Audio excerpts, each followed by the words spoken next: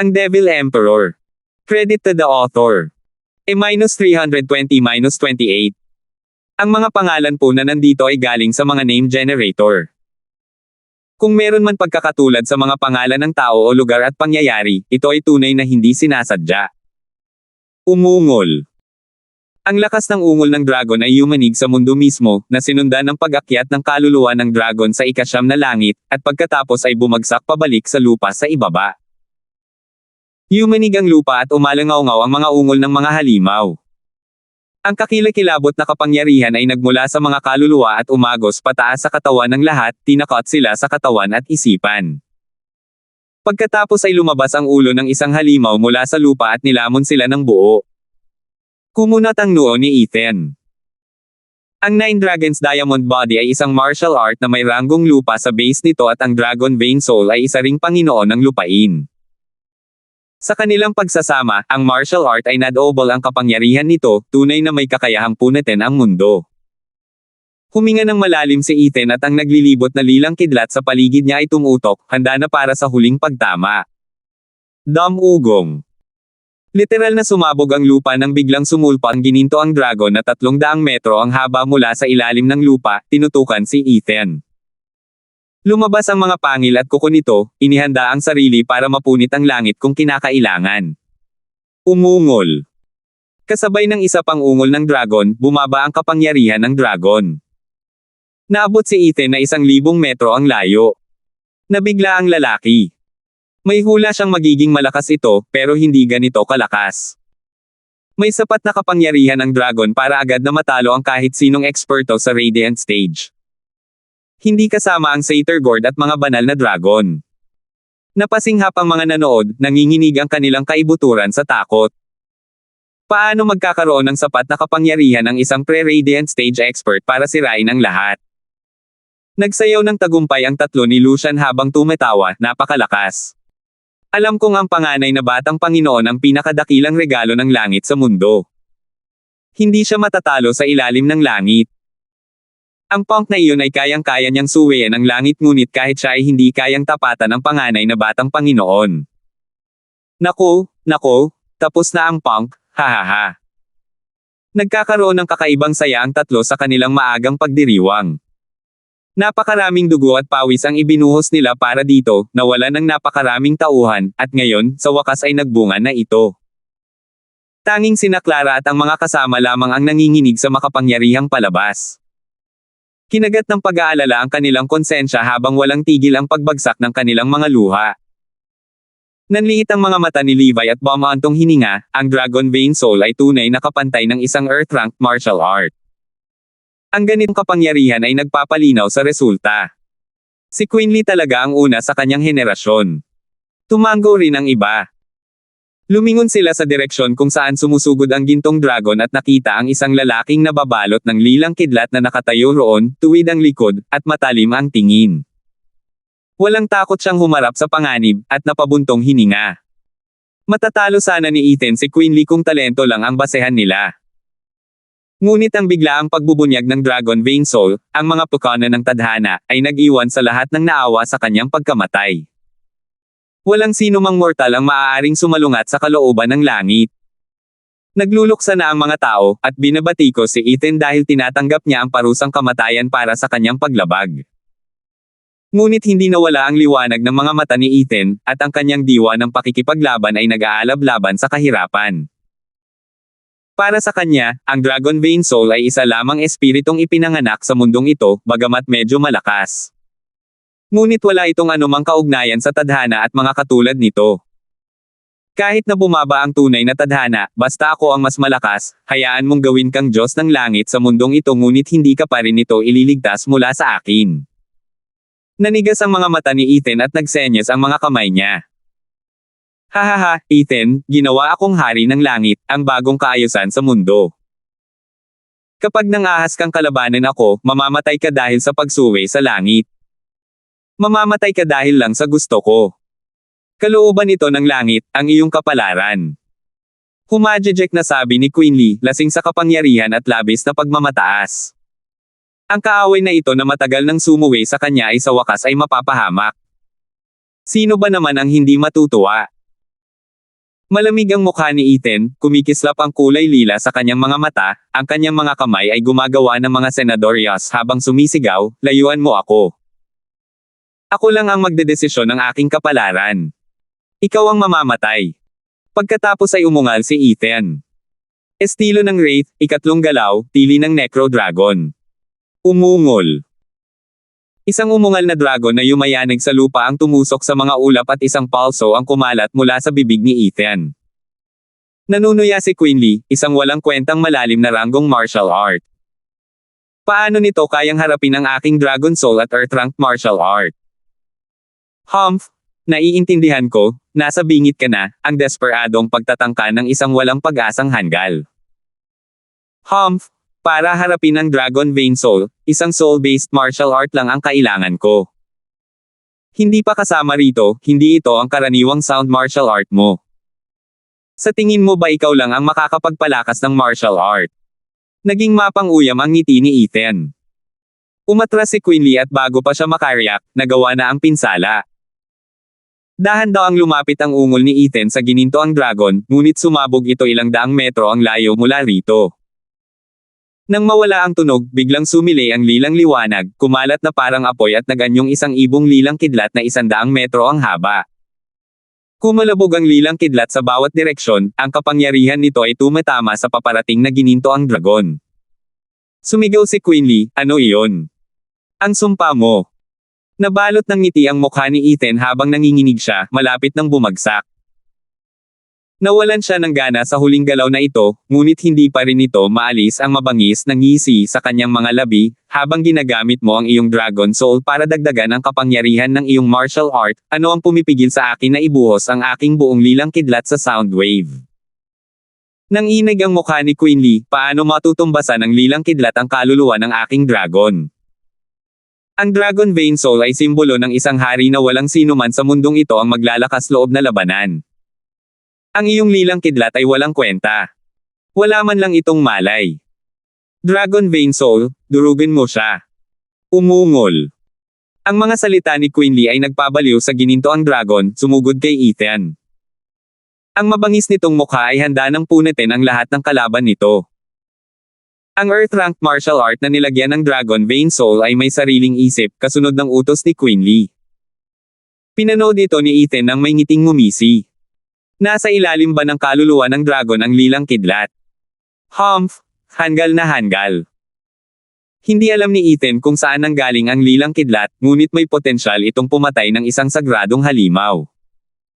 Hindi pa kasama rito ang kaunting idinagdag ni Ethan, isang bakas ng asul na apoy. Hindi ito kasing malakas ng lilang kidlat, ngunit mayroon itong kislap ng katalinuhan. Sa tuwing nasa matinding kagipitan si Ethan, lumalabas ang asul na apoy at pinuprotektahan siya mula sa kapahamakan. Ginawa ito ni Ethan para magkaroon ng kamalayan ang Thunderbird sa asul na apoy. Itinuro ni Ethan, habang sumasabog ang uhaw sa dugo sa kanyang ungol, patayin mo siya gamit ang martial art na may ranggong lupa. Heaven Devouring Thunder Phoenix.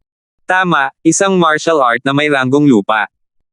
Gamit ang lilang kidlat at kaunting asul na apoy, ang malalim na ranggong martial art ay sapilitang na-upgrade sa isang bagong ranggo. Sumigaw ang ibong kulog sa kanyang utos, sabay sulpot. Sumiklab ang gininto ang liwanag kasabay ng ungol ng dragon at pinaso ng lilang kidlat ang kalangitan sa isang walang pidyaw na pagpapakita ng hilaw na kapangyarihan. Nakita ng mga tao sa ibaba ang isang dragon at isang Thunderbird na nagsalpukan sa isang apokaliptikong pagsabog na nagpatunog sa kanilang mga tainga. At pagkatapos ay nangyari ito. Sa ilalim ng lilang pagsabog ng kidlat ng ibong kulog, unti-unting gumuho ang dragon habang ito ay natutunaw at naging mga gininto ang batik. Kasabay ng isang sigaw ng sakit, iniwan ng kaluluwa ng gininto ang dragon ang malaking dragon at tumakas patungong Quinley. Tinakot ng lilang ibong kulog ang Dragon Vein Soul. Paano ito posible? Paano ito posible? Tumama ang panga ni Quinley sa sahig, nanlaki ang kanyang mga mata. Hindi rin mas maganda ang kinalabasan ng iba. Hay nako! Kaluluwa ng Dragon Vein, ikaw dapat ang Panginoon ng lupain, ang hari nito. Ano ang ginagawa mo at natatakot ka sa isang nakakatawang kumikislap na ibon? Saan napunta ang iyong mapangahas na ugali? Ipinagmalaki ka pa ng iyong Panginoon na ikaw ang kanyang maharlikang simbolo. Ang tugon ng takot na Dragon Vein Soul sa kanilang mga iniisip ay magiging isang sunod-sunod na pang-aabuso. Alam mo ba? Ako ang hari ng lupain, pero ang bagay na iyon ang hari ng kalangitan. Ano pa nga ba ang magagawa ko kundi ang tumakbo? Mga walang alam na bata. Tumigil na kayo sa paglalabas ng kalokohan kung wala kayong alam sa mundo. Ako'y ipinanganak sa lupa, pero ang bagay na iyan ay ipinanganak sa mundo. Maliwanag na taon ang pagitan natin. Siyempre, hindi naman sa may nakakaalam nito ang sinuman. Namanghalang sila nang makita ang Dragon Vein Soul na tumatakbo palayo habang ang buntot nito ay nasa pagitan ng mga binti nito. Parang wala sa sarili ang kanilang mga utak. Hindi naman pala ganoon katibay ang Dragon Vein Soul. Pinanood ito ni Levi nang may pagdududa. Pagkatapos ay kumunat ang noo niya, umiling, at sa huli ay tumingin kay Ethan na gulat na gulat. Hindi mahina ang Dragon Vein Soul, hindi sa malayo, kundi ang batang gumagamit ng mas nakamamatay na atake. Maging si Levi ay nagsimulang pumuri. Ano ka ba, bata? Nang iwan ng Dragon Vein Soul ang barko, ang 300 metrong haba ng gininto ang dragon ay naging isang dragon sa lupa. At ang isang karaniwang martial art na may ranggong lupa ay walang kapantay para sa lilang Thunderbird na bumagsak sa loob lamang ng ilang segundo. Ang sumunod na nangyari ay halata. Lumipad ang ibong kulog patungo kay Quinley. Ang mga mata nito ay puno ng hanggaring pumatay tulad ng kay Ethan. Paano kaya ito nangyari? Nagngangalit ang mga ngipin ni Quinley, hindi pa rin makapaniwala. Ang Dragon Vein Soul, ang pundasyon ng kanyang pagmamalaki at kagalakan, ng kanyang mismong pag-iral, ay natakot ng ilang lilang kidlat. Ano ang kidlat na iyon na kayang takutin ang hari ng lupain? Wala siyang oras para pag-isipan ang mga ganitong pilosopikal na tanong. Papalapit na ang kulog para pumatay. 321. Sa unang pagkakataon, nagpakita ng takot ang mga mata ni Quinley. Ang nakakatakot na aura ng ibong kulog ay nagdulot ng tiyak at nasa salat na banta sa kanyang buhay. Hindi pa ito nangyayari noon, kahit noong binabatikos siya ni Ethan. Dahil mayroon siyang kalaban, ang Dragon Vein Soul. Siya ay nakatakdang maghari, isang regalo ng langit sa lupa na walang sinumang taong may kakayahang talunin siya. Gayunpaman, tumakbo. Alam ng trio ni Lucian na nagbago na ang sitwasyon. Ang Thunderbird ay isang tunay na panganib sa anumang bagay na nabubuhay. Ang 6 Dragons at 1 Phoenix ay hindi naiiba, na nauwi lamang sa pagkaing buto. Ang hulang iyon ang nagpagulo sa kanila upang iligtas ang kanilang buhay. Nakakatawa, ginagawa rin iyon ng kanilang Grand Boss sa unang pagkakataon. Hindi naman ito gaanong makakatulong sa ganitong kalalim na oras. Halos hindi na sila nakapagdagdag ng 100 metro sa pagitan nila nang ikinumpas ng ibong kulog ang mga pakpak nito at narating si Quinley. Labis ang trauma ni Quinley. Sa harap ng World Destroyer na ito at ng makapangyarihang aura nito, ang tanging nagawa niya ay sumigaw, Transformation, Earth Dragon Claw. Isang kislap ng gininto ang liwanag ang sumilay at ang buong kanang braso niya ay nabalot ng liwanag sa gitna ng mga ungol ng dragon. Sa sandaling ito ay sinalubong siya ng ibong kulog. Dinurog ng nagwawala at lilang kidlat ang anumang mahawakan nito. Boom! Ang langit mismo ay nagkulay lila dahil sa lakas ng pagsabog. Kumalat na parang apoy ang lilang kidlat at sinakop 3 mabagal na pumutok at nagpabagsak sa kanila, na malubhang nasugatan. Ang hanay ng mga sundalong nakakulong kay Ethan ay nagsimulang manginig sa unang pagkakataon. Ang 365 Profound Heaven experts ay sabay-sabay na dumura ng dugo, ng hina. Nagulat ang lahat kung paano hindi man lang kayang harapin ng 6 Dragons at 1 Phoenix, ang tugatog ng kapangyarihan sa Profound Heaven stage, ang sunod-sunod na pagsabog ng Thunderbird. Ang Microcosmic Orbit Array, na sinasabing naglalaman kahit ng isang Radiant Stage expert, ay nagdusa sa ilalim ng malupit na lilang kidlat. Bawat isa sa 365 Profound Heaven expert na kumokontrol dito ay naiwan ng mabibigat na sugat. Halata ang kapangyarihan ng ibong kulog. Nanlaki ang mga mata nilang lahat habang pinagmamasdan ang makapal na alikabok. Kahit ang Regent Estate ay hindi napigilan ang pagkabigla na kanilang naramdaman. Sino ang makakaisip na magagamit ni Ethan ang ganitong kapangyarihan para lipulin ang lahat? Paano naman si Quinley, na siyang lubos na nagdulot ng matinding galit? Napabuntong hininga ang lahat habang pinapanood ang screen. Paf! Paf! Sumirit si Ethan ng dugo at naglaho ang kidlat mula sa kanyang katawan. Ang pagtotoo ng lahat ng lilang kidlat sa isang suntok at pagpilit sa isang malalim na ranggong martial art na tumaas ng mas mataas na ranggo ay nag-iwan sa kanya na nasa bingit ng pagbagsak. Masyadong mahina ang kanyang katawan para humawak ng isang martial art na may ranggong lupa kung hindi ay nagsanay na siya nito. Ngunit upang talunin si Quinley, ibinasura niya ang kanyang pag-iingat at ginamit ang lahat ng kanyang lakas. Dahil dito, nasa bingit siya ng pagkawasak. Mas mahina na ngayon si Ethan kaysa sa karaniwang eksperto sa bone tempering. Kahit na matapos mapatay si Quinley, mapapahamak pa rin siya sa Beast King Mountain. Kahit wala siyang pakialam. Hanggat patay na si Quinley, wala nang iba pang mahalaga. Pinaikit ni Ethan ang kanyang mga mata, huminga ng malalim at dahan-daang lumapit sa ulap ng alikabok. Ang lahat ng lilang kidlat na iyon ay may epekto sa kanyang katawan, na may hindi bababa sa 20 sugat sa kanyang katawan na sapat ang lalim para makita ang buto.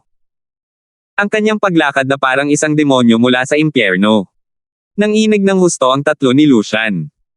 Sinubukan nilang tumakas, ngunit ang anumang galaw ay lalo lamang nagpapalala sa kanilang mga pinsala.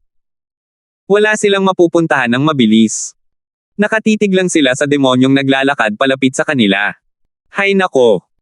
Ang 300 tao sa labas, bitawan ninyo ang sampaang hanay at halika't iligtas kami. Sigaw ni Lucian. Ganun din ang ginawa ni Baron at Alfred, bitawan mo na ang array. Ang malaimpyernong imahe ay nagdulot sa kanila ng trauma at takot na hanggang sa puntong maiihi na sila. Pinanood ito ng mga manunood ng may matinding katahimikan. Sa huli, ang 6 na dragon at isang phoenix ay mga tao lamang, takot sa kamatayan at kumakapit sa buhay. Lahat ng kanilang lakas ng loob ay wala na. Iginalang ng buong Titans ang 7 bahay, halos sinamba ang mga ito. Ngunit kung may isang bagay na ipinakita ng esoteric debate, ang ipinakita ng laban ni Ethan, ay ang mga dakilang disipulo ng mga bahay na ito ay walang iba kundi mga kahihiyan. Agad na naging epektibo ang epekto. Lubos na nabawasan ang tingin ng mga nabubuhay na angkan sa 7 bahay. Samantala, malaki ang respeto nila sa angkan ng Larsen. Sa dakilang labanang ito, ang angkan ng Larsen ay umangat laban sa masa sa pamamagitan ng kanilang mga gawa. Lalo pa ang kanilang kaitiwala, na lumalaban sa kahirapan ng walang bahid ng takot, ang kanilang matangkad at kahangahangang figure ay nakaharap sa langit mismo. Pinabilis nito ang tibok ng dugo ng lahat. Lahat ay nangangarap na maging bayani sa isang punto. Lahat ay naghahangad na labanan ang autoridad na naghihingalo sa kanila. Ngunit walang sino man ang may lakas ng loob na gawin ito. Ngunit si Ethan, isang tagapangasiwa lamang ng 3 uri ng angkan, ang gumawa nito para sa kanila, tinupad ang kanilang kahilingan, at pinagmalupitin ang mga eksperto ng 7 bahay. Higit pa ito sa simpleng pakikipaglaban sa pang-aapi ng labanan niya ang mismong tadhana, laban sa haring ginawa ng langit, si Quinley at sa kanyang simbolo ng hari, ang Dragon Vein Soul. Kahit ang isang nakatakdang hari ay walang perpektong nagkamali, namatay pa rin bago si Ethan ng 3 antas na angkan. Lahat ay humarap sa nanghihinang si Ethan ng may mga matang puno ng paggalang. Maging ang mga basalyo ng ibang mga sambahayan ay nagbago ng kanilang pananaw. Napansin ito ni Winford at kinuyam niya ang kanyang balbas, at hinaila pa ang isang buhok. Ngunit masyado siyang abala sa kanyang pagsimangot kaya hindi niya ito napansin. Malaki ang ngiti ni Levi. Sa pamamagitan ng pagkatalo kay Quinley, sinira ni Ethan ang prestihiyo ng 7 bahay sa isang iglap. Tiyak na matutuwa ang kanyang kamahalan sa balita. Plano ng emperador na bawasan ni Ethan ang momentum ng Regent Estate. Ngunit lumampas ang lalaki sa kanyang tungkulin. Naipasa ni Ethan ang kanyang misyon ng may tagumpay. Lubos na naapektuhan ang mismong reputasyon ng Regent Estate. Malaking tulong ito noong kinailangan nilang supulan ang 7 bahay. Ngumiti si Levi at tumango. Walang kahulugan ang pagkakaroon ng Dragon Vein Soul. Si Quinley ay kinaladkad pa rin sa putikan sa harap ng lahat. Wala na siyang lakas ng loob na maging mayabang ngayon. Ipinagbabawal ko. Nawala ang maliwanag ng ngiti ni Levi. Habang pinapanood ni Winford at ng iba pang miyembro ng Regent Estate ang pag-igting ng kanilang mga basalyo, isang malamig na boses ang nagmula sa loob ng ulap ng alikabok. Ugong. Hindi napigilan ni Ethan ang panginginig. Nandilim ang kanyang mukha habang nakatingin sa unahan ng may gulat at tahimik na pag-iisip. Pati ang tatlo ni na Lucian ay tumingin rin, kasabay ng paglandas ng mga luha ng kagalakan sa kanilang mga mata. Nabubuhay ang panganay na batang Panginoon. Hindi ito maaaring mangyari. Nabigla si Levi. Dinanas niya ang lahat ng hilaw na kapangyarihang hindi kayang tanggapin ng kahit sinong eksperto sa Radiant Stage. Paano ba naman? Nagkalat ang alikabok at nagpakita ng duguan at hinihingal na si Quinley na ang buong kanang braso ay naging kuko ng dragon, parang isang tunay na halimaw. Ang kuko na ito ang sumire sa malakas na suntok ni Ethan. Pagbabago. Sabay na umiyak sina Levi at Ethan at nawala ng kulay ang kanilang mga mukha. Ang kilos ay nangangahulugan ng pagbabago ng kaluluwa at katawan ng isang tao. Ang mga espesyal na pamamaraan ng paglilinang ay maaaring gawing isang walang awang halimaw ang isang tao kapag sinanay sa pagiging perpekto. At si Quinley na may dragon vein soul ay sa huli ay magiging isang dragon. Kuko lang ang mayroon si Quinley, pero isa itong tunay na kuko ng dragon sa lupa. Matibay ito at higit pa sa inaasahan, at higit pa sa isang sandatang espiritual ng ika-6 na baitang. Paano? Para maabot ang transformasyon, kinailangan niyang sanayin ang 9 Dragons Diamond Body hanggang sa perpekto, pero nasa unang antas pa rin siya. Paano niya nagawa iyon? Hindi makapaniwala si Levi, kahit ang founding emperor ng Titans ay hindi kayang gawin iyon. Napabuntong hininga si Winford nang makitang ligtas si Quinley at ngumiti kay Levi, hahaha, ito ay isang simpleng bagay ng talento. Nabigla si Levi. Nakarating na ba sa napakalaking antas ang talento ni Quinley na kayanan niyang magbago bago pa man niya tuluyang makumplito ang pagsasanay sa 9 Dragons Diamond Body? Dahil doon, siya ang naging pinakamapanganib na nilalang na nabubuhay. Nang matapos niya ang 9 Dragons Diamond Body, kahit si Satyr Gord ay hindi na kayang harapin siya. Ito ang magiging araw kung kailan ang Regent Estate ang magiging namumunong pamilya. Madaling naunawaan ni Winford ang kanyang iniisip, habang nakangiting nakatingin sa National Elemental Stone, sa wakas ay napagdesisyonan na ang tunay na mananalo. Hay nako! Si Quinley ay bumulong kay Ethan, at kinurot siya. Natarante si Ethan. Kahit anong gawin niya, masyado siyang mahina para umiwas. Pero mapanghamon pa rin siya, nagngangalit ang mga ngipin at inipon ang huling natitirang kapangyarihan, ikalawang galaw ni Wraith Style, Ghostly Dragon Claw. Umungol. Nagsimula ang ungol ng dragon ngunit naputol ito. Ang kuko ni Quinley ay mahigpit na kumapit sa kuko ng kalaban. Walang pagkakataon. Natakot si Ethan sa huling ginawa niya. Hindi na tumingin si Quinley kay Ethan ng may karaniwang pagmamataas, sa halip ay tiningnan niya ito ng may takot. Si Ethan ang unang nakayanig sa kanya ng ganito. Kaya sa unang pagkakataon, ginawa niya ang lahat para sa kanya. Pakiramdam niya ay nasa pinakamahinang sandali si Ethan, nasa bingit ng kamatayan. Pero laban kay Ethan, hindi siya makakaramdam ng ligtas hanggat hindi siya humihinga ng malalim. Umiyak si Quinley at pinunit ang kanang braso ni Ethan. Bumulwak ang dugo na parang bukal at napaiyak sa takot si Andrea. Nanlaki ang mga mata ni Ethan at namula ang kanyang mga mukha. Ngunit tiniis niya ang sakit at tinusok si Quinley gamit ang kanyang mga pakpak, kahit na wala ng pag-asa. 322. Kumalabog. Isang metal na tili ang narinig ng tumama ang mga pakpak ng kidlat sa kuko ni Quinley na madaling ginamit sa pagtatanggol. Hinihingal na hinigpitin ni Quinley ang kanyang kuko, tinitigan si Ethan sa mga mata. Sinalubong ni Ethan ang kanyang tingin, nalilito. Bakit hindi ito matusok ng mga pakpak ng kidlat? Sabi ko na nga ba? Wala kang pagkakataon. Namula ang mukha ni Quinley sa kabangisan at napunit ang isa sa mga pakpak ni Ethan. Bumulwak ang dugo mula sa kanyang likuran at pinagpawisan si Ethan, at natamba. Sandali siyang nabulag sa sakit sa kanyang likod, ngunit nagngalit siya sa kabila ng sakit. Sigaw ni Andrea, ang mga luha ay pumapatak na parang ilog. Tumalikod ang ibang mga babae. Hindi nila matiis na panoorin. Ngunit ang kanilang mga talukap ay hindi tumigil sa panginginig. Nanginginig si Ethan sa sakit. Gumalaw siya ng kamao para bumangon gamit ang kanyang nag-iisang braso ngunit natapakan ni Quinley ang kabilang pakpak nito. Habang nakatingin sa kanya, dahan-dahan siyang itinaas ng mabangis na kuko ng dragon. Tapos na ang laro. Tapos na ang pump. Bumantong hininga si Winford, kahit nagulat ang mukha niya, masyadong malapit yon. Hindi ko inaasahan na magkakaroon ng ganito karaming kakaibang lilang kidlat ang pump. Kung hindi dahil sa huling galaw ng pinakamatandang batang Panginoon, nangangamba ako na nawalan sana ng saysay ang lahat. Babagsak na sana ang karangalan ng Regent Estate at hindi na sasambahin tayo ng mga basalyo. Nakita niya na ang iba ay nakatingin na ngayon sa pile na si Ethan nang may pag-aalala at panaghoy. Para bang sinasabing, ang pakikipaglaban sa Regent Estate ay parang pakikipaglaban sa langit. Kamatayan lamang ang naging resulta. Natuwa si Winford. Ito mismo ang gusto niya. Tumingin si Conrad nang may panghihinayang, sayang naman. Sa lakas ng batang yan, kung hindi lang siya ganoon kainit ang dugo at nawalan ng malay, mas malaki sana ang tsansa niyang magtagumpay. Hahaha, punong ministro, ganito ka ba magtrabaho? Walang, kung, sa mundong ito. Ang pagkabigo ay nangangahulugang pagkalipol. Ngumiti sa kanya si Winford. Kumislap ang mga mata ni Conrad, nalulungkot lang ako sa pagkawala ng isang talento.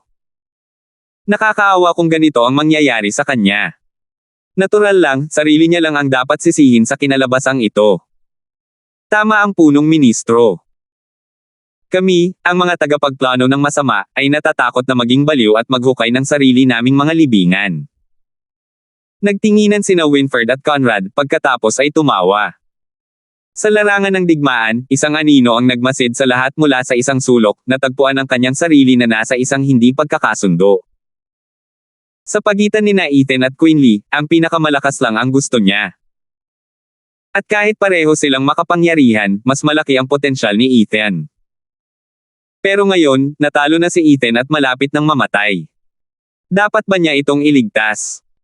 Hay nako, ang gulo na ng lahat. Isang headhunter ang natatakot na hindi maghanap sa mundo ng libu-libong milya at aalis na walang dala, kundi mapipilitin siyang pumili ng isa sa dalawang pinahahalagahang kabayo. Nakakainis naman. Ngunit di nagtagal, nakapagdesisyon na ang anino. Gusto niya ang pinakamalakas, hindi iyon nagbago. Si Ethan ang may pinakamalaking potensyal ngunit ang pagkatalo mismo ang nagsasalita. Hindi niya ito kinaawaan kahit gaano pa kagaling ang bata. Huff! Hinihingal sina Ethan at Quinley, nagtitigan sa isa't isa ng may puot. Pareho silang pagod na pagod kay Yuan Chi, puno ng mga sugat ang kanilang katawan, ngunit halata na mas pagod na si Ethan. Ethan, ang mismong pag-iral mo ay isang banta sa akin. Dapat kang mamatay. Ginalaw ni Quinley ang isang nanginginig na kuko ng dragon at itinutok sa dibdib ni Ethan. Nakapikit, bumubulwak ang dugo ni Ethan mula sa kanyang kanang braso at likod. Namumula ang kanyang mukha, ngunit ang apoy sa kanyang mga mata ay nagliliyab ng malakas. Quinley, mamamatay ka sa paghawak kay Abby. Talaga? At paano mo naman gagawin yan mula sa ilalim ng sakong ko? Pangungot siya ni Quinley.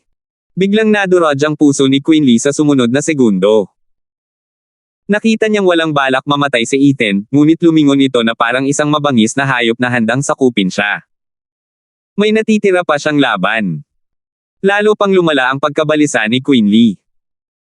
Kahit na pagpira-piresoan niya si Ethan, hanggat nagliliyab ang mga mata ng lalaki, nananatili pa rin ang banta. Kasabay ng isang ungol, sinaksak ni Quinley ang kanyang kuko sa puso ni Ethan. Ah! Kasabay ng isang pag-iyak, hindi na matiis ni Andrea na panoorin ito. Napakurap-kurap si Levi, nababalot ng pagkabalisa. Ang pagkamatay ni Ethan ang nagproklama sa Regent Estate bilang panalo. Lalo lamang silang lalakas nito. Bata, kailangan mong mabuhay anuman ang maging kapalit. Sigaw ni Levi sa loob. Ang ikalawang yugto ng Divine Eye of the Void, Void Annihilation. Habang unti-unting sumusulong ang kuko ni Quinley, ang kanang mata ni Ethan ay kumislap na may dalawang gininto ang halo at nabaling ang espasyo. Sa ganitong bilis, maaaring saksakin ng kuko ni Quinley ang puso ni Ethan, ngunit ganoon din ang gagawin ng Void Annihilation para batasan ang dibdib ng kalaban. Tunay ngang buhay ang kapalit noon. Pero nasa dugo pa rin ni Ethan si Blood Infant. Hanggat nasa dugo niya si Blood Infant, kahit wala siyang puso, hindi siya mamamatay. Para sa kanya, mas mabigat itong sugat kapalit ng buhay. Kahit na walang kaalam-alam si Quinley sa mga detalyeng ito, hindi pa rin niya nasumpungang sulit ang pagdurusa ng ganito. Nagulat sa pilipit na espasyo, umiwas si Quinley at ang kanyang kuko ay tumama sa lupa sa tabi ni Ethan. Pareho silang nabuhay ng mas matagal. Ngunit ang Void Annihilation ay dumaan sa kaliwang braso ni Quinley at binalatan ang kanyang laman. Parang tubig ang umagos na dugo. Walang oras si Quinley para gumanti habang nagpapatuloy ang Void Annihilation sa kanyang landas at sumalpok sa hanay. Boom! Parang butas na binute sa kalangitan, ang ika-6 na baitang na array, ang Microcosmic Orbit Array, ay nabasag. Ang 365 na eksperto sa Profound Heaven na siyang sentro ng array ay agad na namatay. Sumubsob sila ng dugo, nanlalaki ang kanilang mga mata at nalagutan ng hininga. Ano ang nangyari lang? Tiningnan ni Quinley ang sugat sa kanyang braso, pagkatapos ay ang gumuguhong hanay, ngunit naiwan siyang tulala. Wala siyang ideya kung ano ang nangyari. Ang alam lang niya ay palihim siyang inatake ni Ethan. Pero paano naging ganito kalakas ang isang palihim na atake? Nagngalit ang mga ngipin ni Ethan sa puot. Buhay pa siya. Dahil nabigo siya, alam ni Ethan na kailangang maging mapagmatsyag si Quinley at hindi na darating ang pangalawang pagkakataon. Dahil nabigo ang kanyang huling pagtatangka, wala na siyang paraan para mahuli si Quinley nang hindi namamalayan. Wala akong ibang magawa kundi gamitin ang huling plano ko. Humph, Winford, hindi ko inakalang ikaw pala ang nakapagpatalo sa akin sa huli. Maaaring ikaw ang unwonder contriver, pero kahit ikaw ay hindi nakakakita ng huling paraan ko. Kumislap ang mga mata ni Ethan at hindi niya pinansin ang sakit habang gumagalaw siya, pinupunit ang huling pakpak niya na itinali ni Quinley. Umiyak si Quinley sa loob. Gusto niyang tumakbo. At tinusok niya ang kuko ng dragon sa lalamunan ni Ethan, kasabay ng pagkawala ni Ethan gamit ang shift. Dahil wala na ang hanay, nakalaya na si Ethan at wala nang makakapidyaw sa kanya ngayon. Nalampasan ng Void Annihilation ang kapintasan ng unang yugto ng Divine Eye of the Void sa pamamagitan ng paglabag sa anumang mga paghihigpit. Hindi ito ginamit ni Ethan sa lahat ng oras na ito dahil wala siyang balak na tumakas, determinado siyang patayin si Quinley. Nakulong siya ng hanay, ngunit ganoon din si Quinley. Maaari naman siyang tumakas anumang oras. Isang bagay na hindi alam ni Quinley at kahit ni Winford ay hindi ito hinulaan. Hindi pa malinaw sa puntong ito kung sino ang gaganap bilang sino. Whoosh! Kumislap si Ethan ng 1,000 metro ang layo at pinatay si Nova mula sa singsing. Pinabuhat niya ito sa kanya habang lumilipad ito palayo. Hindi nagtagal at nawala ng malay si Ethan. Humakbang si Quinley paarap sa kanya at dumura ng dugo. Sinulyapan niya ang laman at tinuklap mula kanyang kaliwang braso na tumutulo ang dugo, pagkatapos ay ang impyerno sa paligid niya, na puno ng mga pira-pirasong bangkay. Mayroon silang 10,000 tauhan, nagbayad ng napakalaking halaga at hindi pa rin matapos ang trabaho. Ang pagkadismaya ang nagpasiklab sa kanyang matinding alulong. Humugat ng malalim na hininga si Levi. Walang umasa na masisira ng bata ang hanay. Natakot niya sila. Natigilan si Winford at bumantong hininga, mas taksil ang bata kaysa sa inakala kong dahilan. Sir Leng, para sa akin ay nakatakas ang bata at nabigo ang iyong maingat na pagpaplano. Hahaha. Tumawa si Conrad. Umiling si Winford. Mukhang hindi siya masyadong natuwa ngunit kalmado ang kanyang boses, punong ministro, nagpapasalamat ako sa iyong pag-aalala. Lumagpas ang bata sa aking kalkulasyon, ngunit isinaalang-alang ko ang kinalabasan na ito. Habang nasa bingit siya ng kamatayan, para siyang isda sa Bar Isles, naghihintay na madurage. Huwag kang masyadong magtiwala, Sir Leng. Ang bata ay tunay na gumagawa ng himala, hahaha. Pangungot siya ni Conrad. Natahimik si Winford. Ngunit ang kanyang mga mata ay nakatuon ng lubusan sa pambansang elemental na bato, naghihintay sa susunod na plano na gagana. 323. Ko. Sa liwanag ng takip silim, ang mga ungol ay pumasok sa pandinig ng mga tao roon, habang ang isang patayang uwak ay nakapalibot sa madugong lugar. Nakatitig si Quinley sa huling direksyon ni Ethan, hinihingal at naiinis. Inihanda niya ang pagtambang, naglaan ng napakaraming pagsisikap, ngunit natalo lamang siya at nabigong kitilin ang buhay ni Ethan. Ang ganitong kahihiyan ay nagpababa sa kanyang maharlikang prestihiyo sa paningin ng publiko. Ano ang karapatan niya ngayon para makipagkompetensya para sa posisyon ng kanyang ama pagkatapos ng isang karumal-dumal na pagpatay? Ibinuhos ni Quinley ang kanyang pagkadismaya sa pamamagitan ng pag-iyak. Ang panghihinayang at galit ay lalo lamang namumuo sa kanyang kaibuturan. Ang mga uwak na dumadapo sa malapit ay lumipad palayo sa gulat. Hindi makagalaw ang tatlo ni Lucian at hindi makagalaw. Habang pinapanood ang iritasyon ni Quinley, alam nila kung kailan dapat magtago, dahil sa takot na baka sila mismo ang magalit sa kanya. Pinakamatandang batang Panginoon. Isang mahinang boses ang naglakas loob. Paglingon nila, nakita nila si Fulton na may dalang 12 nakaligtas mula sa mga basalyong angkan, halatang takot ang nakaguhit sa kanyang mukha. Habang nakatingin ng diretso sa kanya, si Quinley ay dumura, "Humph, ang swerte mo. Napakarami na ang namatay, kasama ang daan-daang eksperto sa Profound Heaven, pero kayo, mga hanggal na Bone Tempering at Fulton, ang mga langgam, ay humihinga pa rin." Nanginig si Fulton at ang iba pa ngunit siya ang unang lumuhad kasunod ang iba. Nakayuko ang kanilang mga ulo, tahimik na parang libingan. "Nakatatanda naming batang Panginoon, patawarin mo kami. Ang halimaw na iyon ay nagdulot sa amin ng takot at nakatakas kami bago pa man ma-activate ang array. Kaya nabuhay ka." Nakangising sabi ni Quinley. Nanginig si Fulton, at nanigas na tumango. Hinahamak lang sila ni Quinley, ngunit naputol ang kanyang sasabihin dahil sa pang-aabuso ni Baron bago pa man siya makapagpatuloy. "Fulton, ikaw ang mantsa ng Pilking Hall. Pinatay ng halimaw na iyon ang iyong Panginoon at nang magkaroon ka ng pagkakataong tambangan siya, ano ang ginawa mo? Pinili mo ang landas ng isang duwag na sumisinghot. Nakatatandang batang Panginoon, nabigo akong turuan ang aking nakababatang kapatid ng wastong asal. Kung gusto mo siyang parusahan, maaari mo nang patayin ang kahihiyang ito para hindi na kami lalong mapahiya," tahol ni Baron. Napalunok si Fulton, nanginginig sa takot ngunit may namumuong puot sa loob niya. Hindi naman ito gaanong pambabatikos kundi para sa kapakanan ng mga manunood ni Hall Lord Bogong yan. Dahil lahat ay tumatakbo palayo sa takot ngayon lang, kung maiisip ni Quinley na patayin sila, sino ang pipigil sa kanya? Kahit napatayin sila ng harapan, hihingi ba ng hustisya si Pilking Hall sa Regent Estate? Hinding-hindi. Dahil dyan, mabababa ang tingin ng mundo kay Pilking Hall. At dito nagsimulang gumana ang mga salita ni Baron.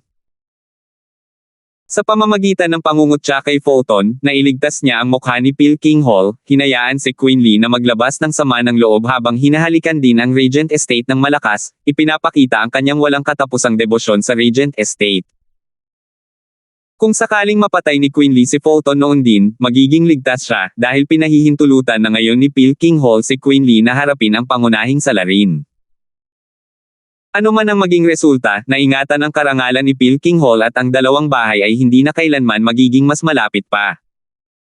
Lahat sa mababang halaga ng paghahagis ng Fulton sa lobo. At hindi pa nga iyon ang pinakamagandang bahagi. Tiyak na gagantimpalaan siya ni Bogong yan sa pagligtas sa karangalan ni Pilking Hall. Lalong lumakas ang galit ni Fulton sa loob niya, pero naghihintay pa rin siya. Sumulyap si Quinley kay Baron, alam ang kanyang tukana, pagkatapos ay ngumiti, "Ayos lang. Marami na tayong natalo sa labanang ito at kailangan natin ang lahat ng tulong na makukuha natin. Hindi natin basta-basta maaaring patayin si Fulton, isang bihirang alchemist. Malaking tulong ito sa atin ngayong buhay pa siya. Walang hangganan ang awa ng panganay na batang Panginoon. Hayaan mong magpasalamat ako ng libo-libong beses sa aking nakababatang kapatid." Nagkunwaring mabait si Baron at saka pinagalitan, "Fulton, ano ang tinatitigan mo? Pasalamatan ng panganay na batang Panginoon para sa kanyang awa. Lahat ng ito ay dahil sa walang hanggang kabutihang loob ng panganay na batang Panginoon kaya hindi kita pinarusahan." Umungol si Fulton, wala nang ibang hinanggad kundi sampilan ang lalaki ng ilang beses. Itinapon mo ako, na sarili kong kamag-anak, hindi man lang nagmakaawa para sa akin, tapos ngayon nagkukunwaring tagapagligtas ka. Umabot ka pa sa puntong humingi ka ng pasasalamat sa akin. Parang iginagalang ka ni Queen Lee ng labis kaya't iniligtas niya ang buhay ko. Humph, maghintay ka lang. Siguradong babalikan kita, huwag kang mag-alala. Gayunpaman, ang mukha ni Fulton ay puno ng paggalang at pasasalamat. Salamat po sa inyong awa, panganay na batang Panginoon. Salamat po sa inyong pag-aalaga, nakatatandang kapatid. Tumago ang dalawa at masayang tinanggap ito, habang nagmumukhang parang mga batang nanunumbot. Para saan pa kayong nakatayo riyan? Bahala kayo sa mga pinsala nila. Turo ni Queen Lee sa tatlo ni Lucian. Tumango si Fulton, ininom muna ang isang tableta para kay Queen Lee, pagkatapos ay siya at ang iba pa ay sumugod upang alagaan ang iba pang tatlo. Tumango si Queen Lee sa maamo na figure ni Fulton. Mahusay ang mga mata ng bata para malaman kung sino ang unang makakainom ng tableta. Ngunit pagkatapos ay bumantong hininga si Queen Lee dahil sa pinakamalaking pag-aalala, hinayaan niyang makatakas si Ethan. Mahirap siyang hanapin sa malawak na kabundukan ng Beast King Mountain. Napasimangot si Queen Lee at naglabas ng Jade Sleep. Ito ang huling Jade Sleep na ibinigay sa kanya ni Winford, paulit-ulit siyang binabalaan na huwag itong buksan maliban kung maubusan siya ng pagpipilian. Hindi lang basta wala siyang pagpipilian ang kalagayan niya ngayon, kahit sandamakmak na paraan ay wala pa rin siyang magagamit na kahit anong mabuting bagay. Sa katusuhan ni Ethan, hindi uobra ang parehong panlilinlang ng 2 beses. Bukod pa riyan, wala siyang ideya kung saan sisimulan ang paghahanap. Bumantong hininga, huminto si Queen Lee dahil sa pag-aalangan at saka binasa ang Jade Sleep. Ano kaya ang inihanda ni Sir Leng sa ganitong oras? Anong mapanlikhang panlilinlang ang magagamit natin? Nang matapos basahin ang Jade Sleep, nagningning ang kanyang mga mata at tumawa, nakikita ko na ngayon. Isa talagang utak si Sir Leng para isaala-alang iyon. Hahaha, Ethan, kahit gaano ka pa katuso, hindi ka makakataka sa aking kamay. Ha! Isang punong-punong sagradong Pildores. Ang mahinang tunog sa likuran niya ay nakakuha ng kanyang buong atensyon. Napalingon si Queen Lee nang makitang nanginginig si Fulton at nakatalikod sa lahat. Naramdaman niya ang pananabik nang sumigaw siya, Fulton, anong ginagawa mo? Wala. Matigas na lumingon si Fulton para magpakita ng masakit na ngiti habang itinatago ang kamay sa likuran niya.